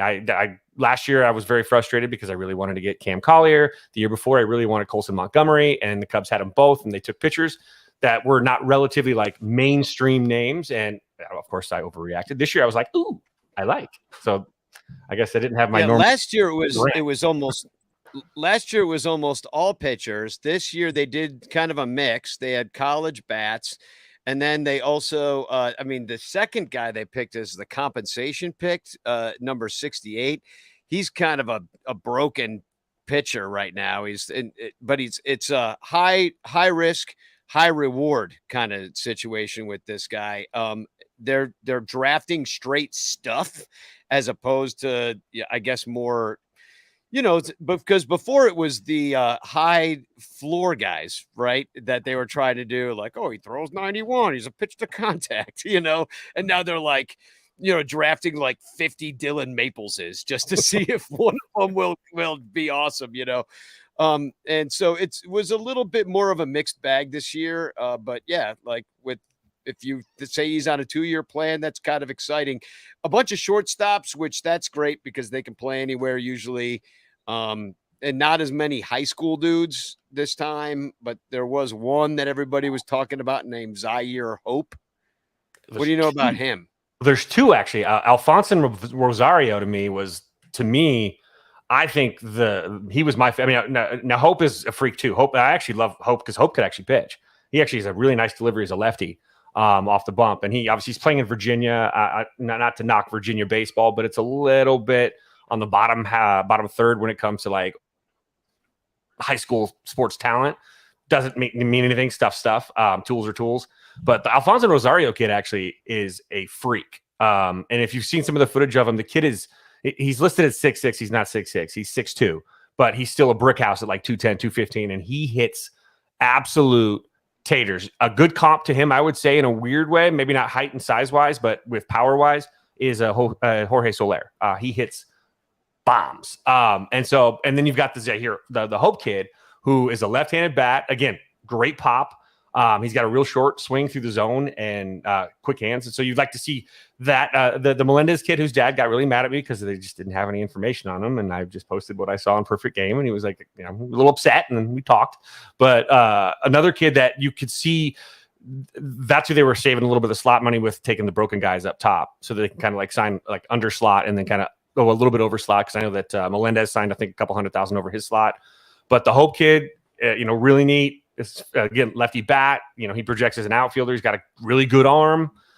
Same thing with Rosario. Rosario's got a cannon. I think they said he threw 101 at a showcase from the outfield. So you've got some but we've got the guys that you have at projects are worth taking the time out to see if they play out, and now you got Hope and you got Najee Mule. So you got a couple guys that could theoretically be a hybrid player. I don't know if this is a thing now where every year you just draft a guy that does both and then see what happens. And the Shohei fishing, I guess we'll call it. But again, the young guys balanced out the mature guys. And I think there was one, what was the one? I want to say it was, was it Jonathan Long, I think? Maybe. Long, yeah. Interesting guy, too. A guy that was a walk-on, didn't get a single offer out of high school and walked on to Long Beach State and became their Central basically MVP. Ninth round. So you like that kind of a makeup in a guy, too, that can handle the bushes a little bit and the struggles of just kind of going through that. And a guy that works himself into being better. So a lot of good names in there. So good names. Now, here's my next question for Joe and Alex. Do you trust the Cubs strength and conditioning system they've got going on? Do you trust that these guys can come through the minor leagues and become major leaguers at the hands of the Chicago Cubs and pitch lab and hit lab and all the all the nerdy stuff that they've employed in the last 6-7 years? I'll go first if you don't mind, Alex. Go right ahead. That's a tough one. As Cubs fans, we tend to overreact a little bit. I feel like all teams kind of have the injury bug. I know everyone gets upset with the Cubs because it feels like our strength and conditioning coaches, and we also do that thing where it's like, oh, this guy's going to sit down for 3 days and eventually go on the IL when we're all screaming at our computers. Just put him on the IL. That's where he's going, right? I have some faith in them. I like the strategies in the drafts. Like this year, as K-Fids was saying, like they seem to take these short college bats. Like Matt Shaw, I think, is on like a nice Schwarber type plan, right? Schwarber was drafted in 2014, was up in 2015. If the bat plays, the bat plays. I mean, he's 22. He's got the right size. His body's like there. I don't see, you're obviously going to want him to get some at bats in the minors, but if he's raking, bring him on up. And I can see his body type fitting at third base nicely. He's got big power there. And then in those, when you take a Hope and all those guys, they took him in rounds 7 to like 12. That's when you should take the big gambling. I don't want to equate it to my fantasy football draft, but that's where I try to steal some picks later on. You know what I mean? You roll the dice on some people. But as far as development goes, it's still a lot to be seen. There's a lot I like about our development. And then there's still question marks about it up and down, but I still think overall I do have some faith in them. I mean, the fact that they didn't give up on a Miguel Amaya. I mean, Christopher Morel was the guy that people talked about initially and then people forgot about for a while. I mean, granted, we signed him as an international guy in 2015, I want to say 2016. And then he makes his debut at 22 last year. And he seems to have only gotten better. I mean, obviously he's going to have his 0 for 20 weeks. That's just his style, but overall a very productive player. So yeah, I'm going to say I'm pretty confident. I'm not going to say strongly confident. I'll do one of those. It's still a little bit of a cop out on my end, but yeah. So. Alex, do you trust the Cubs to churn them out like the Cardinals do? Sometimes it seems Cardinals did. Yeah.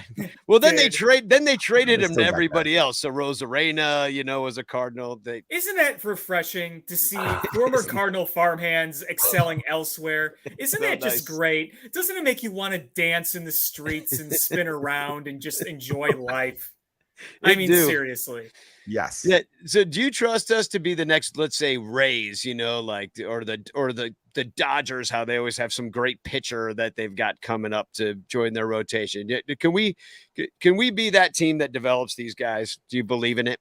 Well, I'm going to kind of echo what Joe was saying, where it's kind of like, yeah, I'm going to put some faith here, but I think being the Rays is a very, very tall task because that's a machine. The way they got some magic over there, that is just it constantly churning through guys. And you're like, wow, look how good this McClanahan guy is. Look how good Snell was. And then when they're done with him, they trade him away. But, if you guys remember, I think it was last offseason where Jed Hoyer says we want to be like the Rays. And I think it was very easy for us to kind of take that as, oh, well, that means financial, not investing. No, that simply means producing like the Rays within the farm system, drafting right, developing right, and hitting your international prospects right. So I think they have the mindset and the dedication to make this work. But, that's half the battle. The other part of the battle is actually doing it. And, you can look at the past years. And, Joe, like you said, there are going to be prospects in every organization that are going to flame out, whether they just don't pan out, whether they get injured. There's going to be various reasons. And, unfortunately, the past few years, we've seen some flame outs. Look at Brennan Davis. Remember when he was the big prospect of this system and then the injuries came? I remember, there were some mixed feelings about him, but I did like the Ed Howard pick a few years ago. And, maybe something does come of that. But, my whole point is we don't really know. But I feel like the way that they've reinvested in their scouting and their developing, I think that they have the right mindset to make this work. So I think that it's very possible they can be one of those better developing teams. I'm not ready to put my confidence in saying that they're going to be Dodgers or Rays level. That's a pretty big level to reach. But I think it's reasonable to believe that they can make this work over some time. And that's another thing to keep in mind, too, is Jed Hoyer's only been in charge a few years on the whole scope of baseball developing. Baseball is so different from the other sports. It could take years to really kind of find and develop some of these guys. So I guess there's just got to be an element of patience here. So I think we will have a better idea of how efficient we are at this kind of thing in another year or so. Is Pico Armstrong going to still be that big, great prospect that we have now? Are some of these guys we drafted, going to be making their major league debuts or getting close? How are we going to handle some of these pitching prospects? Is Wisniewski going to be that guy? Are we going to make him work? These are going to be questions we're going to be asking. And right now, I'm still going to put some faith in it, but I'm definitely not going to guarantee and say everything's going to work out great, because we know that's never going to happen. It's like if you get enough guys and if 5 of them are really good, that's a great lineup. Yeah, right? hit on X number of players. Yeah.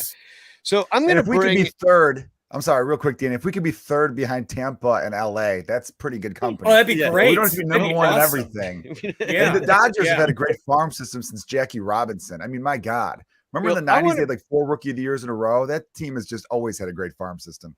I want to bring in a couple of guys who root for teams that do have pretty productive farm systems right now, and they're very funny comedians as well. Billy DeVore and Zach Funk, welcome to the show. They are Pirates and Reds fans, and also Billy does a podcast called The New Nasty Boys.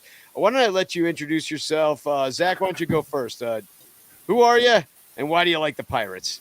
All right, so I'm a comedian based out of Pittsburgh, and I've always loved baseball since I was a kid. I grew up in central Pennsylvania. My dad's family was more from the Philly area, so I grew up as a Phillies fan. But I moved to Pittsburgh to go to college. I've lived my entire adult life out here. So it was kind of just you grow into it from being out here. It's a beautiful stadium, and, as someone with depression, it's nice to have consistency. Consistent losing, yeah. I guess. Yeah, you know it's coming. Like you have those days, like, all right, well, I'm just going to be really sad today. All right, it's going to be one of those seasons. You just accept it and you move on. And hope at least there's comfort and routine. Exactly. How about you, New Nasty Boys? Tell me all about it. Oh boy, well, it's a Reds podcast. It's the first time that we are getting to talk about the Reds being in first place in the NL Central. If you would have asked me at the beginning of the year if the Reds would be in first place, I'd say, yeah, what are you talking about? Of course they're going to be there. You ridiculous? Yeah, they're stacked. I remember you calling it then. Yeah, I think I remember that. Yeah. Well, congratulations on that. It's like, you're like the prettiest team at the ugly contest. It's like it's pretty. But also Zach and Billy, like both your teams have overperformed this year. The Pirates are kind of a really shocking start to their year where they spent quite a few days in first place. The Reds, then they fell off thanks to the Cubs because you couldn't beat the Cubs. They didn't win a single game against us. And then the Reds, they just kept winning. They had a crazy run of things, and you did it by letting the kids play. And that's kind of been the theme of our night here as Cubs fans is like, do we play Mancini and the veterans go and the catchers and not Mamaya, or do we let the kids play and see how it plays out? with you guys, it's working great so far. Did you see it coming? Billy, why don't you start? I didn't see it coming like this. Like, I always thought, like, man, Matt McLean's really good. Ellie De La Cruz, the ceiling is so high, but the floor is so low. Andrew Abbott was a stud in Virginia. Like, there were all the pieces that have come up and succeeded. I just didn't expect for them all to click at the same time. I mean, we fleeced the Twins for Christian Encarnacio-Strand and Spencer Steer last year. A lot of the success of the Reds has been, one, their development. They've allowed Derek Johnson to be the pitching development from low A all the way up to the pros, and having a consistent message, and on top of having a consistent plan on what they're looking for and the type of pitcher they're looking for. And same with the bats. And no, Bob Castellini does not need to sell the team. This is the first time in a long time where fans have finally shut up, because they let baseball people make baseball decisions, and guess what? They're winning. And Zach, how about you? Did you ever think that you'd be flying high in May? No, I mean that was a major surprise. And it's one of those things you knew that couldn't last, because at one point they were winning like 2 out of every 3 games basically. So that's going to fall apart. But to the extent it fell apart, I'd like to quote the Tick and say, "Gravity is a harsh mistress." Oh. They flew a little too close to the sun too early. Yeah, pretty much. I remember, part of the beginning of the season excitement was like, all right, great, we got Kutch back. And now the people are saying, okay, what can we maybe get for Kutch? I don't know, he blocked me. Because it's just a 1-year contract anyway. So, hopefully somebody wants him. Or, recently we brought up Davis, and the whole thing with him was like, we're bringing up our 2021 draft for #1 pick, and it's going to be great. And he's a catcher, and he's only played right field. That sounds familiar. That's Cubs would do something like that. That sounds Schwarber like played right field in 2015. Yeah. And I was excited by the draft. Always nice to have a #1 pick. We didn't pick any outfielders at all. No, you got that jerk, that guy who's mean to everybody, but he's really good at pitching. What's his name? Well, the #1. Which guy? What, Skeens from LSU? Skeens. Yeah. Everybody says he's mean to everybody. Well, he's that guy that you would call a half a prick on the mound. You love him. Well, yeah, he'll fit in well here. You need a John Lackey type on every team. Yeah. It's always hard. Like, I try not to learn too much about the draft picks, because to me, it's that thing of like, it's why farmers don't name their chickens. You don't want to grow too attached. Like, oh yeah, they're going to be great. And then, I wonder where they'll end up in 6 years. Best case scenario, I feel like Skeens ends up being like a second Garrett Cole, where he has a great time here. He does very well here. And then he asks for a little bit of a raise and they say no. And then he hates the team and gets out as soon as possible. Yeah, I guess that's my question is, when you see like little sparks of hope, like in the Pirates, who haven't been really relevant for the last, 7 years, 2015 was the wild card. Yeah. So when you see a situation like that, and then you're like, oh, they might have some guys now they're playing a little bit better than they did before. Are you I'm wondering, is this the beginning of something where now there's going to be regularly more and more, dudes coming through, whether it be Skeens or whoever the hell else, and all of a sudden you've developed these players like you have, you get enough of them and they overperform and they end up winning 98 games or whatever it was that 1 year. Do you foresee that like next year, like not this year, but next year when we get this guy and that guy, and then we'll be good? I'd love to see it. I don't anticipate it. I think in like 2-3 years, if things go well, we could have a pretty good year. A lot of it's going to come back to, like with O'Neal Cruz, when he comes back from injury, how's he going to play? You couldn't anticipate him losing one of your bigger, younger stars. And I give the Pirates credit. They have done a good job signing people for once. Usually it's just been like, all right, we'll see you when you can go. But I think it's just, there's so much wait and see. And it's hard to get any significant hopes up. We've got people like Bay has been a great base stealer. Jack Sawinski's been, hitting a decent amount of home runs. But it's one of those things where at the end of the day, I don't think the Pirates are a team that people necessarily want to come to. And that's what's going to hurt is Right. when it comes to free agency, when it comes to bringing in people that aren't, drafted or traded, it's not a team with a good reputation of spending money, of building things. It's a lot of just, take a shot on young people and hope we have a good year, and then we have 7 years of nothing. It's pretty much like the Pirates break a mirror, and then that's just kind of what happens. David Elliott's bringing up a great point here. Every team in the NL Central is setting up to win in 2 or 3 years. Yeah. But every year. And I can kind of see that right now. Like the Reds are at top of the division. So, and this is a question I kind of want everybody to ask because we're right on top of the trade deadline.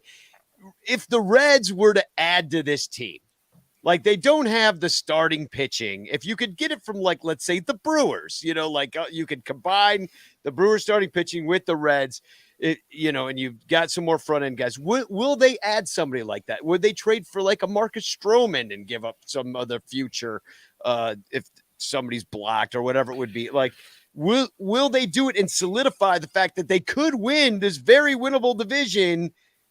Hands down, because right now, like I believe the Brewers are still predicted to win it, as according to Fangraphs and their tea leaves that they read. It just depends on the asking price. You don't want to mortgage too much, but also you need to all remember this: Hunter Green is out until August, and Nick Lodolo, another guy who was performing extremely well before he got hurt, is out until August. So there's 2 trades you're automatically making when they come back from the IL. The Reds do need a rental. Someone I would like is Lucas Giolito, Lance Lynn, maybe. And Stroman would be amazing. A lot of, ground balls. In Great American Ballpark, you need the ball on the ground, not up, because it's just going to fly out of there. So, yeah, I can see them doing it, but I don't think they're going to overpay. I don't think that they're going to do what they did to the Twins and the Mariners last year. I just don't see it. There's no need to mortgage your future that much for what's going to also be another bad division for the next 2 to 3 years too. And most of your future is up right now, and Novi Marte is right around the corner too.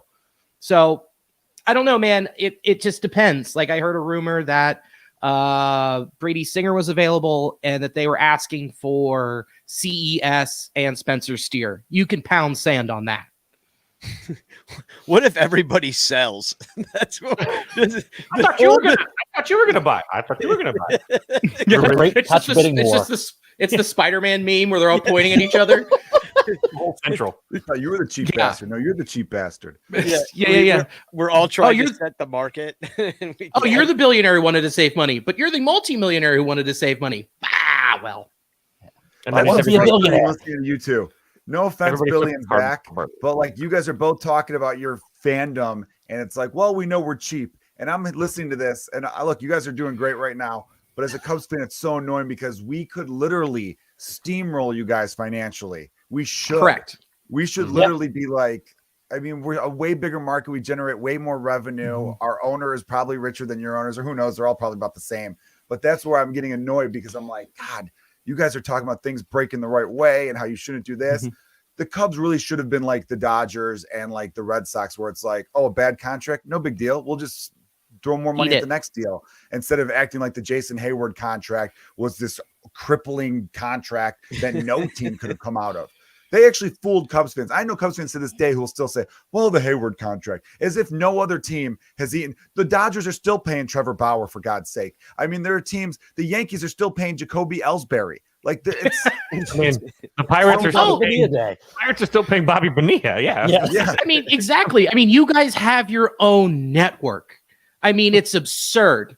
And the fact that you guys went into free agency last year and just got a bunch of mid-level free agents. Some of the kids might be saying mid. Yeah, we're mid. Mid. It's like it doesn't. You guys like it's just ownership doesn't flex it, and it's I would be embarrassed when you have a team that's owned by a guy who's made his fortune selling fruit and vegetables, is letting baseball people do baseball stuff, and they're performing on the field. It's crazy, man. And when the same thing when you guys talk about the Rays, when they're like, we want to be like the Rays. The Rays can't bring anybody in free agency. They spend hundreds of millions of dollars on tech and development.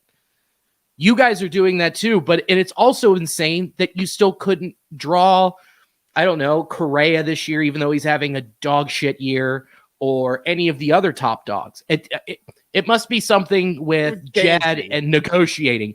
Dansby's fine. Dansby is exactly as advertised, a 270 hitting shortstop who has a great glove. Great glove. But you need 5 more of those dudes to be above average.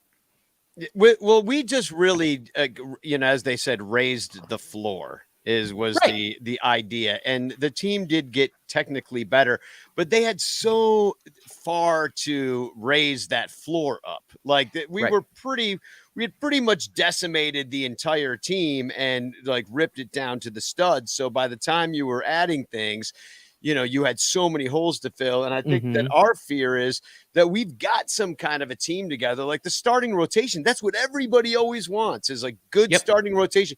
And we have one, and we're still bad. And we're like, what the hell? Like, we're playing like way behind our Pythag.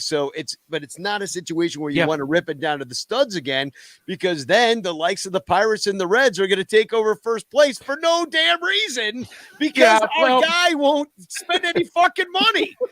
Well, you know what? It's not for any damn reason. I don't know if you've heard of this guy. He's pretty good. Ellie De La Cruz. He's only hit for the cycle this year and stole for the cycle. We don't have a guy like that. I wish we did. So we do have to take another commercial break and kind of like switch this up. But I do want to give Joe a moment to plug anything he's got coming up. Like, I know you said you have a show next week that people should attend. Oh, yeah. So next Friday night, I'll be at the Laugh Factory in Chicago, not too far from Wrigley. It's at the corner of Belmont and Broadway. I'll be there Friday and Saturday on all 4 of the early shows. I'm too old to be doing the midnight shows. They do it like at 11:30, and they know I'm too old for that. So I go home, but I'm on the 7 and 9. Yeah, I've got children now. I go to bed. I showed up to do the midnight show one time, and they're like, there's 4 people here, and one of them's asleep, so we're canceling it. It's like, okay. That sucks. I mean, they're actually getting good crowds there, but it's such a shit show. It's the drunkest people in the crowd, which could be fun sometimes, but I'm too old to be going up at 1 a.m. So it's like herding puking cats. Yeah, it's pretty much. Like I did a New Year's Eve show once, and that was horrible. As soon as the ball drops, just nope, don't even try. People stop caring. Same thing happened to me when mine dropped. But Zach, what do you got going on right now? I'm working on some stuff locally, getting some new shows started. Next month, at the end of August, I'm going to be in the Portland, Maine Comedy Festival. So I'm looking forward to going up there again. I did that last year. It was really cool. Otherwise, keep an eye out. My album's online, different places, called Brains Are Weird. There's a lot of mental health stuff. The first 2 tracks are all about Pirates baseball. Also, one of which is actually about going to the Pirates Cubs wildcard game years ago. I was at that game. Yeah, I think we talked about that last time. Yeah. I think we had a little bit kind of different nights that night. Yeah, definitely. Yeah, I literally wrote a bit about how that game was watching a stadium full of Pittsburghers go through the 5 stages of grief. I got a giant beer winged at my head. That was intense. Do they call those the 5 stages of Jake now? There, the 8 innings of Jake. Yeah, or whatever it was. There's something like 9. That. Was it? Did he do all 9? Yeah, that was a complete game. Yeah. That was so good. Yeah, the biggest moments for the Pirates were Michael Keaton did an intro video, and one of our pitchers hit somebody. Those were the 2 big highlights that got the crowd excited. And that was the final career game for Aramis Ramirez, which is very easy to forget. But his final at bat of his career was against Jake Arrieta in that game. Wow. Yeah. Wow, that's amazing. Wow. I feel like Christopher Morel could be Aramis Ramirez if they would just let him play freaking third base for once, I really feel like he could have that power, just be over there. I mean, maybe not because Aramis was never a good glove anyway. He was okay. But Billy, what do you got to plug right now? InTheClutch.com. You saw the commercial earlier. We have so much great stuff. I mean, that's the only place you can get a clerk with a hanging hog shirt. I'm glad, by the way, that the hanging hog shirt isn't then turning into a Danny hog standing, wearing pants as you stood. I do have I've pajama pants on. I'm comfy here. That's COVID changed everything. I'm never wearing pants again. I'll just lead up a little bit. This one's sick. We're dropping this one tomorrow. And we're doing a special release on Comfort Colors. Pretty psyched. So if people like that brand of shirt, do that. Check out the new Nasty Boys. My co-host Chris is another comic as well. Chris Weir, he's great. You know, it's not 100% Reds baseball. We talk about our week, jokes, and everything else happening in baseball. So definitely check it out. Very cool. And K-Fids from the Pinwheels and Ivy Pod, thank you for talking about the draft with us. And definitely a great follow at K-Fids if you want to know. Really, you're talking about the Cubs all day, pretty much all the time. And so is Alex at Shy Fan Pat, too. There's 2 T's in Pat, just like there's 2 T's in Rocket, my name. So very cool. I love hanging out with you guys. When we come back, we're going to bring on Crawley from the Fly the W podcast and also Frank Walker from the Mistaken Identity podcast. And but first, I'm going to play a quick commercial, and we'll be right back talking about the future of this season. Stuff. Hey, Cubs fans, at Amazon.com, do you buy lots of stuff? Why not support the Sun Ranto Show by shopping through sunranto.com/stuff? All you gotta do is fill your cart at Amazon with lots of stuff. Then before you check out with all of that wonderful stuff, head on over to sunranto.com/stuff and click any of our Amazon links before you buy your stuff. Check out like you normally would with all that beautiful stuff. And the Sun Ranto Show will get a small kickback because of the stuff you bought. And you'll be helping the Sun Ranto Show buy all the stuff we need to stay on the air talking about the Cubs and other stuff. Plus, you could win a monthly prize if some of your is chosen for Amazon stuff of the month. And if you win, we'll send you more stuff. Sunranto.com/stuff. That address again is sunranto.com/stuff.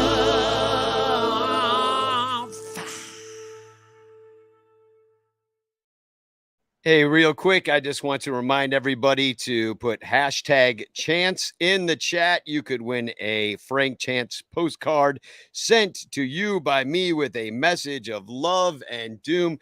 Also, thanks to everybody that shopped at sunranto.com/stuff. It's where you buy your Amazon stuff anyway, but we've got our own search bar there. So let's say you're shopping at Amazon and you fill your cart full of stuff. Well, then you just go to our website, sunranto.com/stuff, click on any of those Amazon ads, and it'll take you right back to Amazon. You check out, and we get like 4 pennies. It's awesome. I would like to welcome to the show our final guests of the night. We have old Cubs Sun Ranto hand, Crawley. Welcome to the show now from the Fly the W podcast, and also Mr. Frank Walker from the Mistaken Identity podcast. Is this your first time on the Sun Ranto Show, Frank? Yes, it is. First time. Well, welcome. Nice to have you here. And I've been on your show, so this. Yes. I love tonight. We've had so many awesome people on, funny people, smart people from all the different Cubs outlets, and I think to myself how lucky we are to have so many disparate voices all talking about the same thing. All day long, I listen to Cubs podcasts on my walk all day long because there's 55 of them. I never run out of Cubs podcasts to listen to. Other teams aren't like that. And hey, we're 3 of them.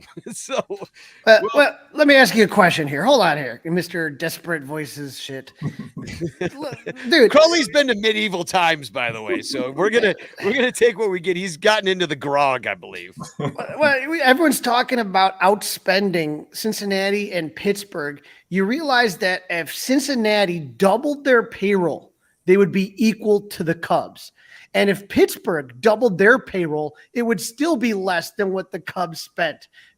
I mean, what are we talking about here? The Cubs are not spending money. They're above average, league average in spending money. Are they Daddy Steve Cohen? No, nobody's Daddy Steve Cohen. Everyone wants to be Daddy Steve Cohen.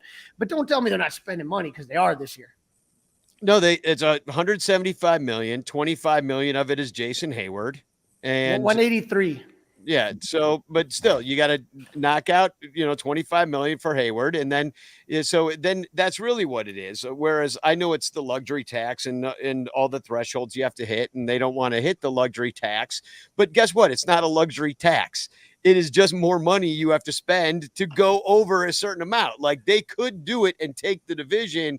But they could have done it in the offseason, but they had to buy so much. Like, you had to get a rotation. You had to get an infield. You needed an outfield. You needed a first baseman, a third base. You still do. So they had to get so much. They just kind of, I'd say, papered over it. Maybe it's a team full of insurance policies ultimately, and it's kind of performing that way. But first, before we get to all that stuff, I do want to bring up Frank's recent trip to London. And I want to bring up some pictures that I screenshotted. Okay. Tell me, what am I looking at here? This is you in London with the W flag. Obviously, the game we won. Yeah, so we picked the right game to go to, which is the first game. That is my son Jordan and his mom Reba and his friend Naya. And this is after the game. As you see, the beer bats made it out to London. Also, the Cub Snakes made it there as well on the Cubs side. Yeah, I got some pictures of that. Here's you and a Cup Snake enthusiast, oh, yes. Al Yellen. Al Yellen loves the Cup Snake. Yes. I'm being pretty facetious with that, but I think I had a picture of the Cup Snake. But no, please go ahead. No, I'm gonna say I was just walking out in what would be the bleacher area on the left field side, and who did I run into? Al and Miriam, where the bleachers would be at Wrigley Field. So it was just ironic that I ran into them there. So it was cool to catch up with them. But there were many fans that I saw from Wrigley that recognized me out in London. We travel very well. And so I guess you should tell everybody you work security at Wrigley Field. Yes, I am usually on Friday. There's the Cup Snake. I got the picture of the Cup Snake up. Most of you probably haven't seen me in the bleachers. I'm usually on Fridays, but I was somewhat disappointed to see the Cup Snake there on the Cubs side, but it's the thing now. So what can you say? Well, and tell everybody about the Mistaken Identity podcast, how that came about and what you kind of do with that show. Yes. Mistaken Identity Beyond the Ballpark. It's basically a podcast that looks at the people that make Wrigley Field go. Anybody that's inside of the ballpark, the chaplain, the security, the ushers, some front office staff, even some of the past players. Andre Dawson has been there. Fergie Jenkins has been there. And we talk about their personal life and what they do outside of Wrigley Field. A lot of people see us as just security guards or see them as just ushers, but some of them have 3 master's degrees, and some of them live in Massachusetts and fly to work at Wrigley Field for games. So you get to learn a lot about the staff, the players, behind the scene, barbers, announcers, organists. You get to learn about them and what they do outside of Wrigley Field on our podcast.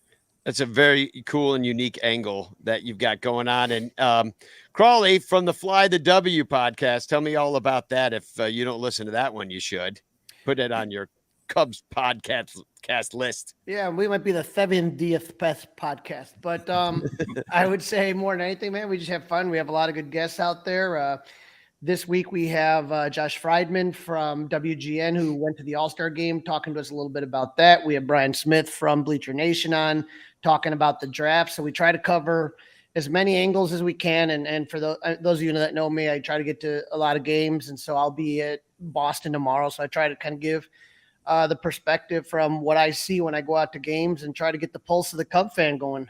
Yeah, you and I were at a game just last Wednesday, and this one's gonna make, I think, the Ranter calendar cover.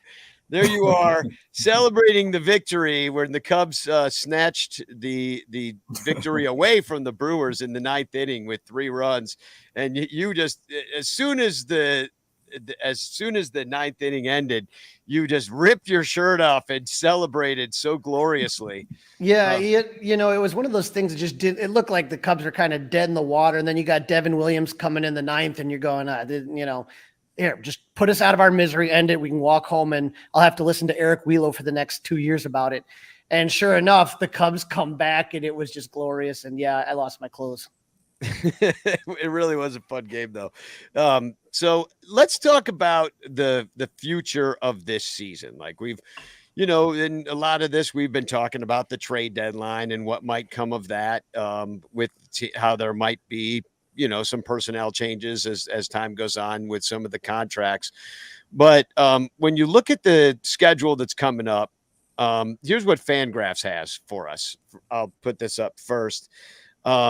That right now we're 42-47, and they project us the rest of the season to pretty much be the same, go 35-38. And that adds up to a 77 win season, which is pretty much what Fangraphs predicted before the season started. Do either one of you see a scenario or a path by which not only does it get better than that, but that it's enough to take the NL Central by storm when it looks like nobody's going to do anything? So I'm gonna let Crawley go because I'm on the payroll, so I gotta say that we're gonna win the World Series. But yeah, I'm gonna let Crawley. But before you go, Crawley, happy birthday, by the way. I saw the Cubs tweeted you happy birthday, so happy birthday. Yeah, but thank you, Frank. I'm gonna let you take this one. I know you're gonna go off on that one, so let me have you take that one. Go ahead. Yeah. We keep saying no one's running away with the NL Central, and I mean that's absolutely true. Now, is there a path? Yeah, I think that when I look at the calendar, the schedule, I thought that, for whatever reason, it just seems like the Cubs always seem to have an easier second half than a first half. So if you remember, the Cubs were one of the best team in baseball from August on last year. Can I see something like that potentially happen again? Yeah. Now with the Brewers, you want to talk about cheap teams. Look, they're cheap, but they figure out ways to win. But if you see Milwaukee and they start to sell off some pieces, they start to get rid of some pieces. Now you got just Cincinnati in front of you, and we don't know what Cincinnati is, because I remember in April, we're like, oh, this is never going to continue at Pittsburgh, right? Pittsburgh's going to come back to earth. And then all of a sudden in May, we're like, well, geez, Pittsburgh's still here, but they're going to fall back to earth. And then it took until like close to the All-Star break before they finally kind of started falling back to what we thought they are. I don't know if Cincy can keep up this pace. And so I think the division's there for whoever wants it. And I think that for whatever reason, this team hasn't gelled. And I would say that probably, to me, the best example when I think historically speaking, and this just came up to me, so I'm proud of myself, the 2007 Cubs. If you remember the 2007 Cubs, they just got Lou Piniella. They just got Alfonso Soriano. They totally redid the team, right? And Ted Lilly was one of the guys that had just come out, but that team didn't really gel until they won it the last weekend of the season against Cincinnati. They won the division, but it wasn't, they weren't in first place until the last week of September, the last weekend of September. Well, Frank, were you around back? How long have you been at Wrigley working there? I started in 94. Okay, so it's been quite a long time. So you've seen quite a season in the sun, felt different vibes at Wrigley Field, winning seasons, losing seasons. You've seen it all, just like us, except for you're there every day. You're looking at it at least once a week. Just as seasons compare, when you look at like a 2007, when they start to gel, when you look at a 2015, even end of 14, those kind of seasons where you're not expecting anything, do you get that vibe this year that it could get on that kind of trajectory? And this is from Frank, the fan, by the way, not Frank, the employee of the Cubs. But I don't know, 2015, I did feel it a little bit. I mean, I don't know about you all, but I sort of felt, something in 20 feet. I mean, I didn't expect 2016, but I felt something in 2015. I think that I agree a lot with what Crawley says. 90% of the time, he speaks for me a lot of times, and I can't say what he can say. But I mean, I do feel that we're on a path. I would hate, this just for me, I would hate to lose. Listen to your other people earlier. I would hate to lose Stroman. I agree with the guy that was saying, we always sell. Let's keep some things. But I mean, I felt it in 2015. I don't feel it yet, but I can see it getting that way. Right. I mean, just go back. 2003, they were about a 500 team until they make the trade to get Aramis Ramirez and Kenny Lofton, right? Yeah. In 2007, it wasn't until the last weekend of the season that they take first place. 2015, they were about a 500 team going into the All-Star break and then just went on a tear in the second half.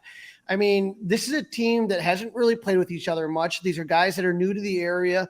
There is an adjustment period. Now, again, am I comparing that? Am I saying that they're going to be the same results? No, but you're asking me, is there a pathway? Yeah, nobody ran away. No one's running away with this division. I don't know if Cincy can keep up what they're doing. And if they can, cheers to them, man. They got a lot of exciting young players. They've been bad for many, many years to get all those good players. But, we'll see. But I would say that, if Cody Bellinger was gone, I wouldn't be that upset. That would be the one that I would say, okay, I can live with that because I feel like there's other pieces behind it. Danny, you mentioned about a rotation and how important a rotation is, and I would hate to see Stroman go. That's the hard thing to try to rebuild. That's a hard thing to try to hit on because like when we've talked before, Danny, there's a lot of outfielders out there right now. So if you lose Cody Bellinger, is your answer Alexander Canario? Don't know.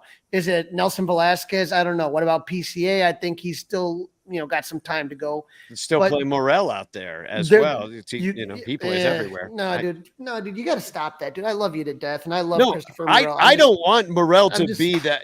I want to play third base every day. Personally. I know you do, but I digress. I don't know 100% why. Those aren't his positions. I think he needs a lot of practice out there if you're going to put him in there in a major league game. Yeah, he needs one position that he plays every day so he can freaking learn it. That's my point. We were arguing about this the other night. It's very hard to do that in the middle of a season that you're actually trying to contend in. If you're not trying to contend, then just go ahead and get just go ahead and call back up Matt Mervis. Go ahead and put Morel at third. Go ahead and put one of the young guys in center if that's what you're going to do. I don't think that's what they're going to do. I believe that they're a team that thinks that they can still win. It just hasn't gelled, and I can't tell you. I mean, obviously, Jameson Tyone is a big one. You got issues at first and third. And you're not getting a lot of power in your corner outfielders. And that's where you're really getting hurt is the power. There's no power. But if you look at this schedule, Boston's, we have our best pitchers going against Boston, and Boston has two really good pitchers going up against us. Again, and then you got the Nationals, the Cardinals, the White Sox, and the Cardinals again. When you talk about the Cardinals, I mean, is there any more disappointing team in baseball? The answer might be just the White Sox, right? Yeah. And the Nationals are pure garbage. That was a series that Cubs lost earlier in the season in Washington that pissed me off. Well, then we lost to the Cardinals too, and that's the difficult thing is this. And I want to ask Frank, you see this Cubs Cardinals series here on the schedule, and of course, then we got the White Sox that we're playing them not till August, the middle of August. When you think about those rivalry games between, when the fans are pretty much split, a lot of Cardinals fans will show up to Wrigley Field. And are you guys on high alert? Like when the White Sox come, you're like, all right, we got Cardinals coming. We're, a lot of idiots going to be idioting. The White Sox are coming to town. They're going to be fighting over dumb stuff. Like, do you guys have a couple extra guys on that? All right, let's, definitely we need Tony tonight. We need Ralphie tonight. We got your big guns, your big muscle dudes ready to come down, break up some stuff. Well, we don't want to tip off our security strategy, but I would say this. We're always excited. When those rivalries and those teams come by because every day at Wrigley Field is different. But, we could have a smooth St. Louis series, and it'd be the Red series that is, driving us crazy. So Right. it really depends on the day. But I wanted to ask you all, because I really haven't anybody talk about this. But what do you all think about our closer situation?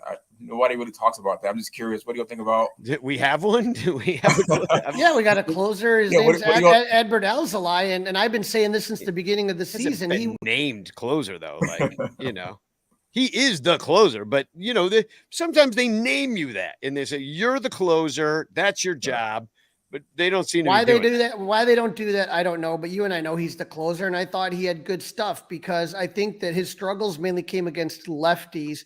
But if you only have to face like one lefty and you're not starting, you don't have to hold anything in the tank. You can just absolutely let her rip. I think the bullpen for the most part is starting to gel. I still think there's a piece or two out there. Maybe they can add it internally. Maybe they can make a trade. I don't know. But I think the bullpen's not the problem. The problem to me is the lack of power from the corners. And I would say your fourth and fifth starter. When you talk about Tyone, and then when I say fifth starter, I'm not going to say we had Hendricks. When Hendricks came back, I think that helped it. But Drew Smiley has really, really kind of struggled lately. He had a really good start to the season. Almost saw him throw a perfect game. I think that was in the eighth inning. But over the last 10, 15 starts, if you take a look at the numbers, it's really not good. And so, he's going like 4 innings, like every damn game. And it's giving like, up dude, a lot of home runs too. a lot of hits, a lot of walks. And so for me, it's, you can't have it where like every time, and again, he did great against the Yankees the other day. Maybe it happens again. I don't know, but Jamison Tyone's got to turn it on. It can't be almost a guaranteed loss because right now, if you have Tyone being a guaranteed loss, Drew Smiley struggling, that's 2 losses. One other guy starts to lose. Now you're in a losing streak. And that's where you see these hitters press. And that's where you see the runners in scoring position and you start getting irritated. And I think also that's kind of what I've seen if you're going to zoom out a little bit with the team as a whole. I think their longest winning streak is 5. Their longest losing streak is also 5. It's just they're never going to go too long without winning or losing a game. They'll have just as many blowout wins as blowout losses. At the beginning of the year, it was the 1-run games that were really snake biting them. That kind of evened out a little bit. It's everything's a little bit even or slightly below, but you're right. I mean, in this division, it seems like at any given time, like the Reds did when they rattled off like 13 in a row and Great American started selling out. Like here's, Frank, you see it. We're there. The Cub fans, we're showing up. We're there 32,000 at least every night. And it could be even better than that. It could be 42,000 freaking rocking the place. Like in the loudest, I still have tinnitus from 2016. My ears are still ringing from that experience. It was so loud. We're not getting back there, but all the elements are in place except for the magic of a winning team. That 3-hour rain delay game that we had, I think it was last weekend. Game started at 9 o'clock, 10:30 p.m. People were still in line to buy tickets. The place was packed, and the game started 3 hours late. So you're right about the fan base showing up. Because I can't remember a time when there was a 3-hour rain delay and nobody left. Like, I mean, everybody was, and people were in line at 10:30, 12 deep at the ticket windows. We were still selling tickets. So right. Are you sure they didn't want refunds? Because that would have a lot of people what do you mean I can't get it's 3 hours late? No, but I believe it. And the broadcasters actually talked about it too. I just know that like we are all there ready for this to happen. And we were ready for this to be the year where quote unquote next was supposed to start here. Right. And did next start? Danny, do you remember the quote I gave you, the rhyme I gave you for not this year, but next year? Yeah. Was it like, not for me in 23, a little more in 24. Right. The Cubs will do more in 24. Yeah. I always thought of this year as being that transition year where the team does learn to play with each other. They do learn to gel with each other. You try to find out what you have. Who are these guys among the 1-year deals or the final year of the deals do you want to keep? I think 2024 is going to be a big year. Now, I'm not writing off 2023. I'd like to see him do it. But again, that idea that they haven't really gelled yet. And the one thing that this team's really struggled with And it's funny because you put the shirtless picture. They haven't had a lot of come from behind victories. They're not a really good clutch team. When you talk about going into the 7th, 8th, 9th inning without the lead, that's where they end up struggling. And so that's where I look at it and I say to myself, what's going to make this team believe? I think they get really down on themselves a lot. And I thought that Swanson would maybe kind of change that, and and Tyone, but it's hard when it's Tyone and he's not doing crap for him to be like, rah, rah, guys, you know?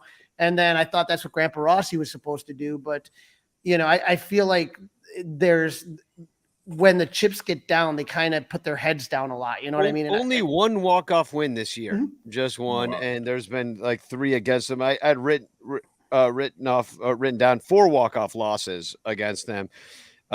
21 blown leads, 18 comebacks, kind of evened out, but a little bit on the negative side of things. And yeah, they're not doing like the real magical stuff. Like what was the year that they had so many walk-offs? They had like 12 walk-off, 13 walk-off wins. Was that 15?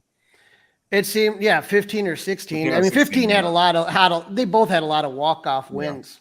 Yeah, I mean, a team that never quit, and then people were getting the big hit. It wasn't like coming up with like a bases loaded walk. It's like, I don't want the bases loaded walk.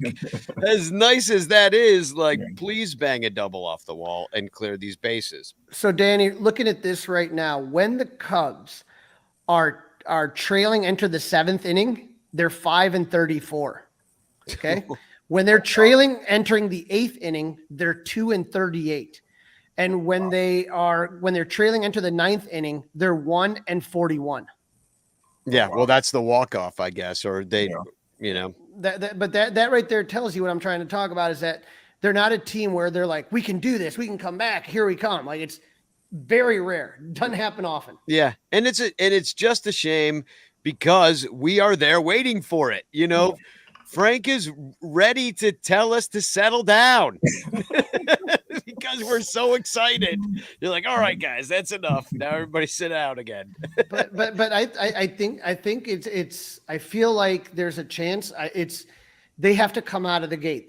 They've screwed around way too much now. They got to come out of the gate. If they sit there and they don't win the majority of these series, if not all these series in the remaining month of July, not saying win them all the games, but I'm saying winning series and putting together a run, then Jed and Carter are going to have to make decisions that maybe we all don't want them to make this team not as good in the immediate short term. You got 2 weeks.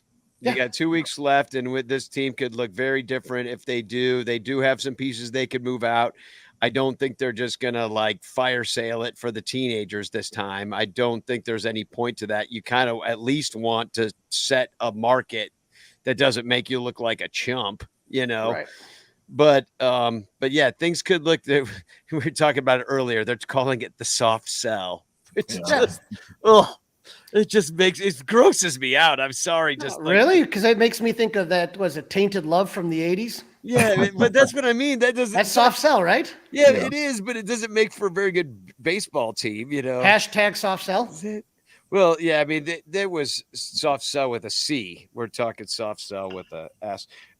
Anyway, I just, it's boring to me is what I'm saying. Like, we're all used to remember when we used to like get the big free agent, always got the best free agent. Yeah. And then if we needed the closer, we got the closer, and we always just did all the things that you needed to do to win. And that's not where they are right now. And I think we were ready as fans to have a season like this, and we're not quite getting it. But hey, what did you say? We're getting more in 24. The Cubs will do more in 24. The Cubs will thrive in 25. That's and then we couldn't figure out anything for 23. Like 23 is going to smell like pee or something. I don't remember. we're trying to figure out something, but I truly believe that this is a bridge team that's going to do a lot better next year. I know no one wants to hear that. It doesn't make for a good hashtag. It just, I when I came on the Roundtable at the beginning of the year, night before opening day, I said about 83 to 84 wins was what I was looking at. And right now they're projecting slightly under that, but that can turn around in the second half. And speaking of 24, the schedule came out today, I believe. Did anything stand out to you all about the schedule? Other than Baez coming back, and I Yeah, you got believe Baez and Rizzo coming back, which is going to be exciting. Those are the things. Obviously, I got circled right away, but it looks like there's some fun series in there, and you don't see like a really long West Coast road trip, which kind of No. stuck out to me. Yeah, Me I too, I yeah. would like to see Seattle. That's one of the ballparks I've never visited before.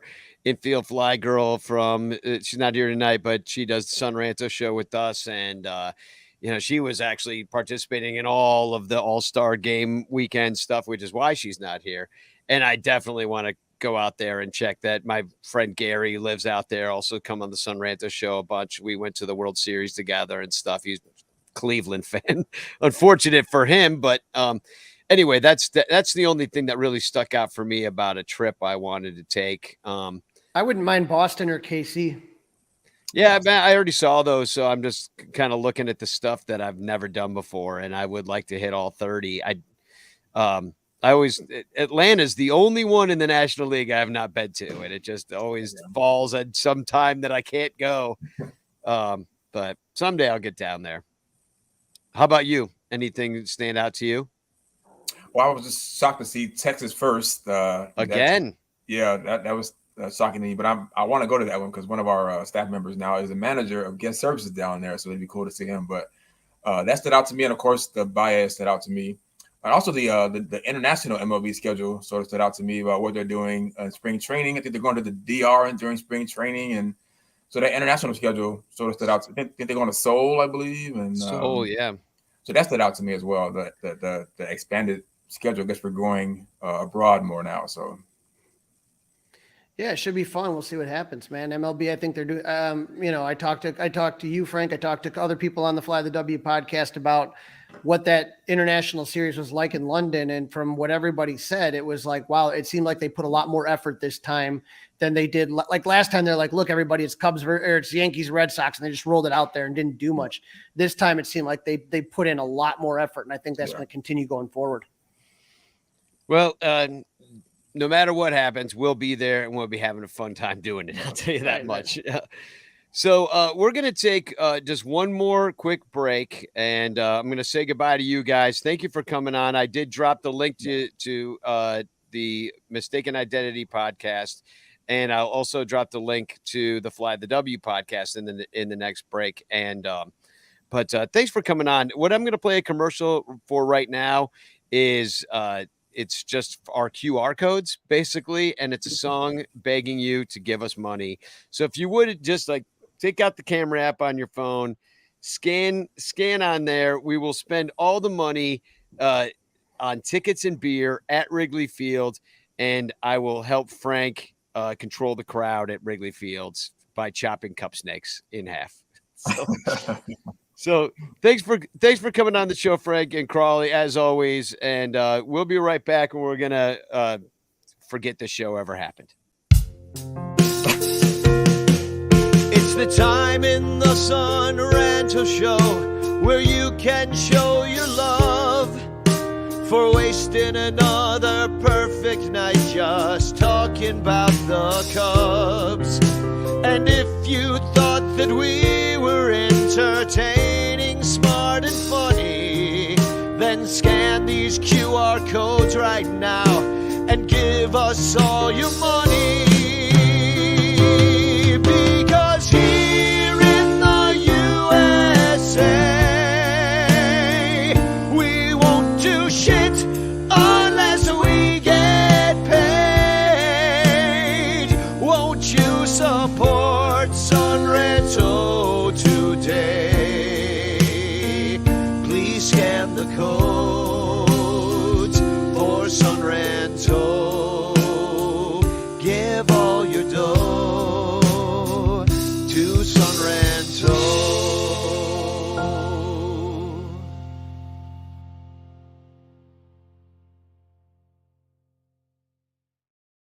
Well, it looks like it's just me to finish off this podcast.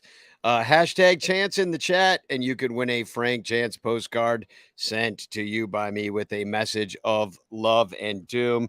As always, please support us on Patreon, patreon.com/sunranto. It is literally how we keep the lights on here at the show. We wouldn't do it without all of our awesome 115 Patreon supporters who support us here. I'd like to thank everybody that came on tonight to the Ranter Roundtable.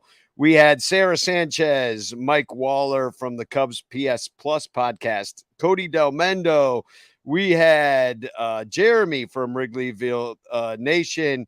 We had Alex, Pat. We had, God, who else? K-Fids. We had Joe Kilgallen, Zach Funk, Billy DeVore. We had Frank Walker, and we had Crawley on the show. That is a star-studded cast of maniacs, and I appreciate them all being here tonight.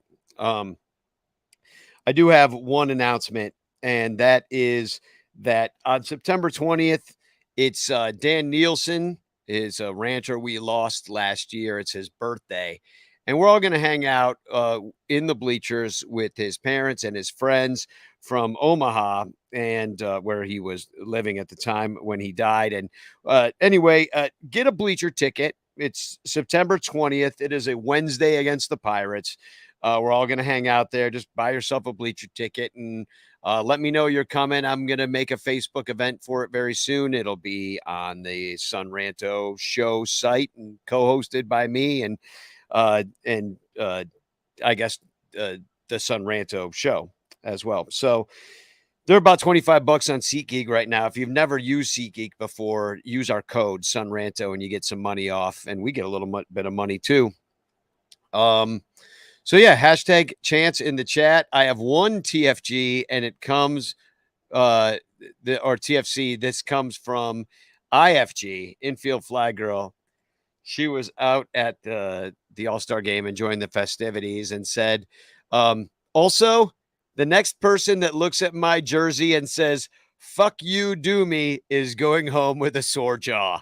So, getting a lot of that out there. Unfortunately, the same thing also happens from time to time at Wrigley Field. A lot of people wearing those jerseys. A lot of people saying that. And look at that. There's something on my eye. Wipe that away, and let's pull a winner. I'm going to share my screen here for the giveaway tool. And got way more than 9 entries in the chat, even though it only says 9, but I'm going to push it. I'm pushing the button. Let's see who the winner's going to be of the message of love and doom. And it's Captain Charisma 1988. Congratulations. I don't know who you are, but please contact me at SunRanto on Twitter, or you can write sunranto@gmail.com. And I will send you a message of love and doom. You're also entered to win the fabulous bag of prizes, which includes a Greg Maddux rookie card. Anyway, I had a great time. Kevin Fiddler writes in, cough, cough. I said K-Fids like 3 times, Kevin. God, listen. No, I think I did anyway. I went right through the list. Anyway, that is the show. That is the Ranter Roundtable. Thank you to everybody who tuned in tonight. I had a good time. I just had a good time. I love Cubs fans. I love that we have so many different voices in Cubs Landia that help us out to understand what the heck's going on with Chicago Cubs. You can't know everything, but if we all know a little bit and tell each other about it, then we'll all know more. And as David Kaplan once said, Boo-cog! Or go Cubs, backwards. Spagog, everybody. Here's a song called Steve Garvey's Hairy Arms. Deep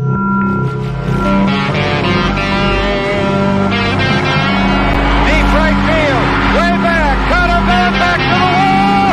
It's gone! Home run Garvey, and there will be tomorrow.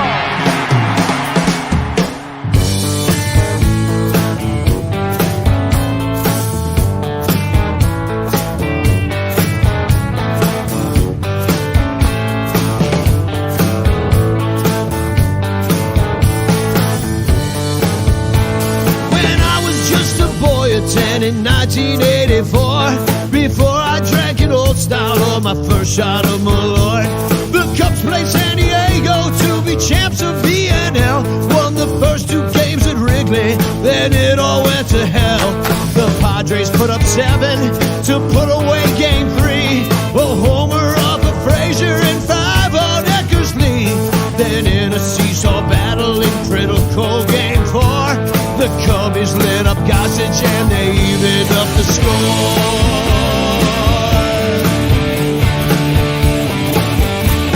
At least the second inning in the bottom of the 9th, he got a strikeout swinging, everything was going fine. Then Lee gave up a single off the bat of Tony Gwynn.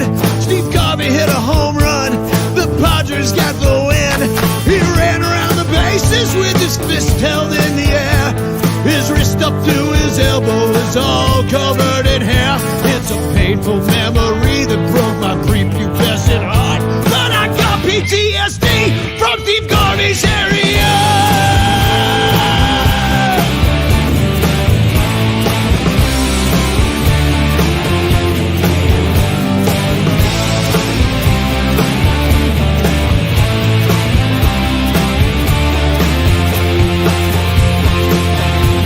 Steve Garvey's area.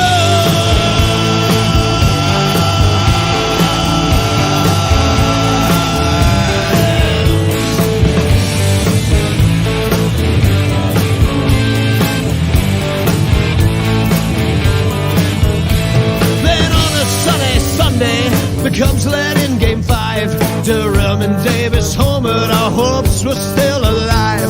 The Padres got a couple in the bottom of the 6th. Oh, some singles and some sac flies gave it up by Sutcliffe. The bottom of the 7th started with a lead-off walk. They sacrificed the second, Templeton bunted the ball. Tim Flannery, a pinch hitter, was sent up to the plate. He hit the ball to Durham and it went right through his leg.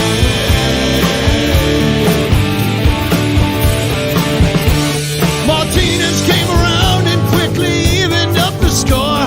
Tony Gwynn hit a double and added on 2 more. Steve Garvey hit a single, it bounced right off the mound.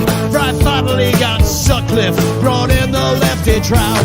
Steve Garvey stood triumphantly there clapping on the base with his conservative haircut and his stupid handsome face. But I was at home crying, I really took it hard. But the thing that gives me nightmares is Steve Garvey's area.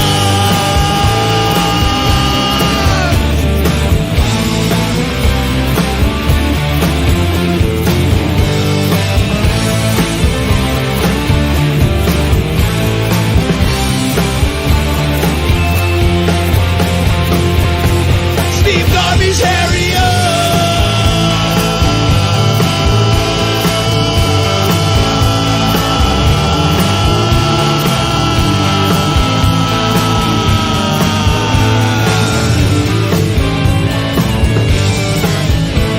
Steve Garvey devastated me when I was just a boy, and then went 4 for 20 in the series versus Detroit. But all his baby mama love is suave and dashing charm, while my childhood got demolished by Steve Garvey's area.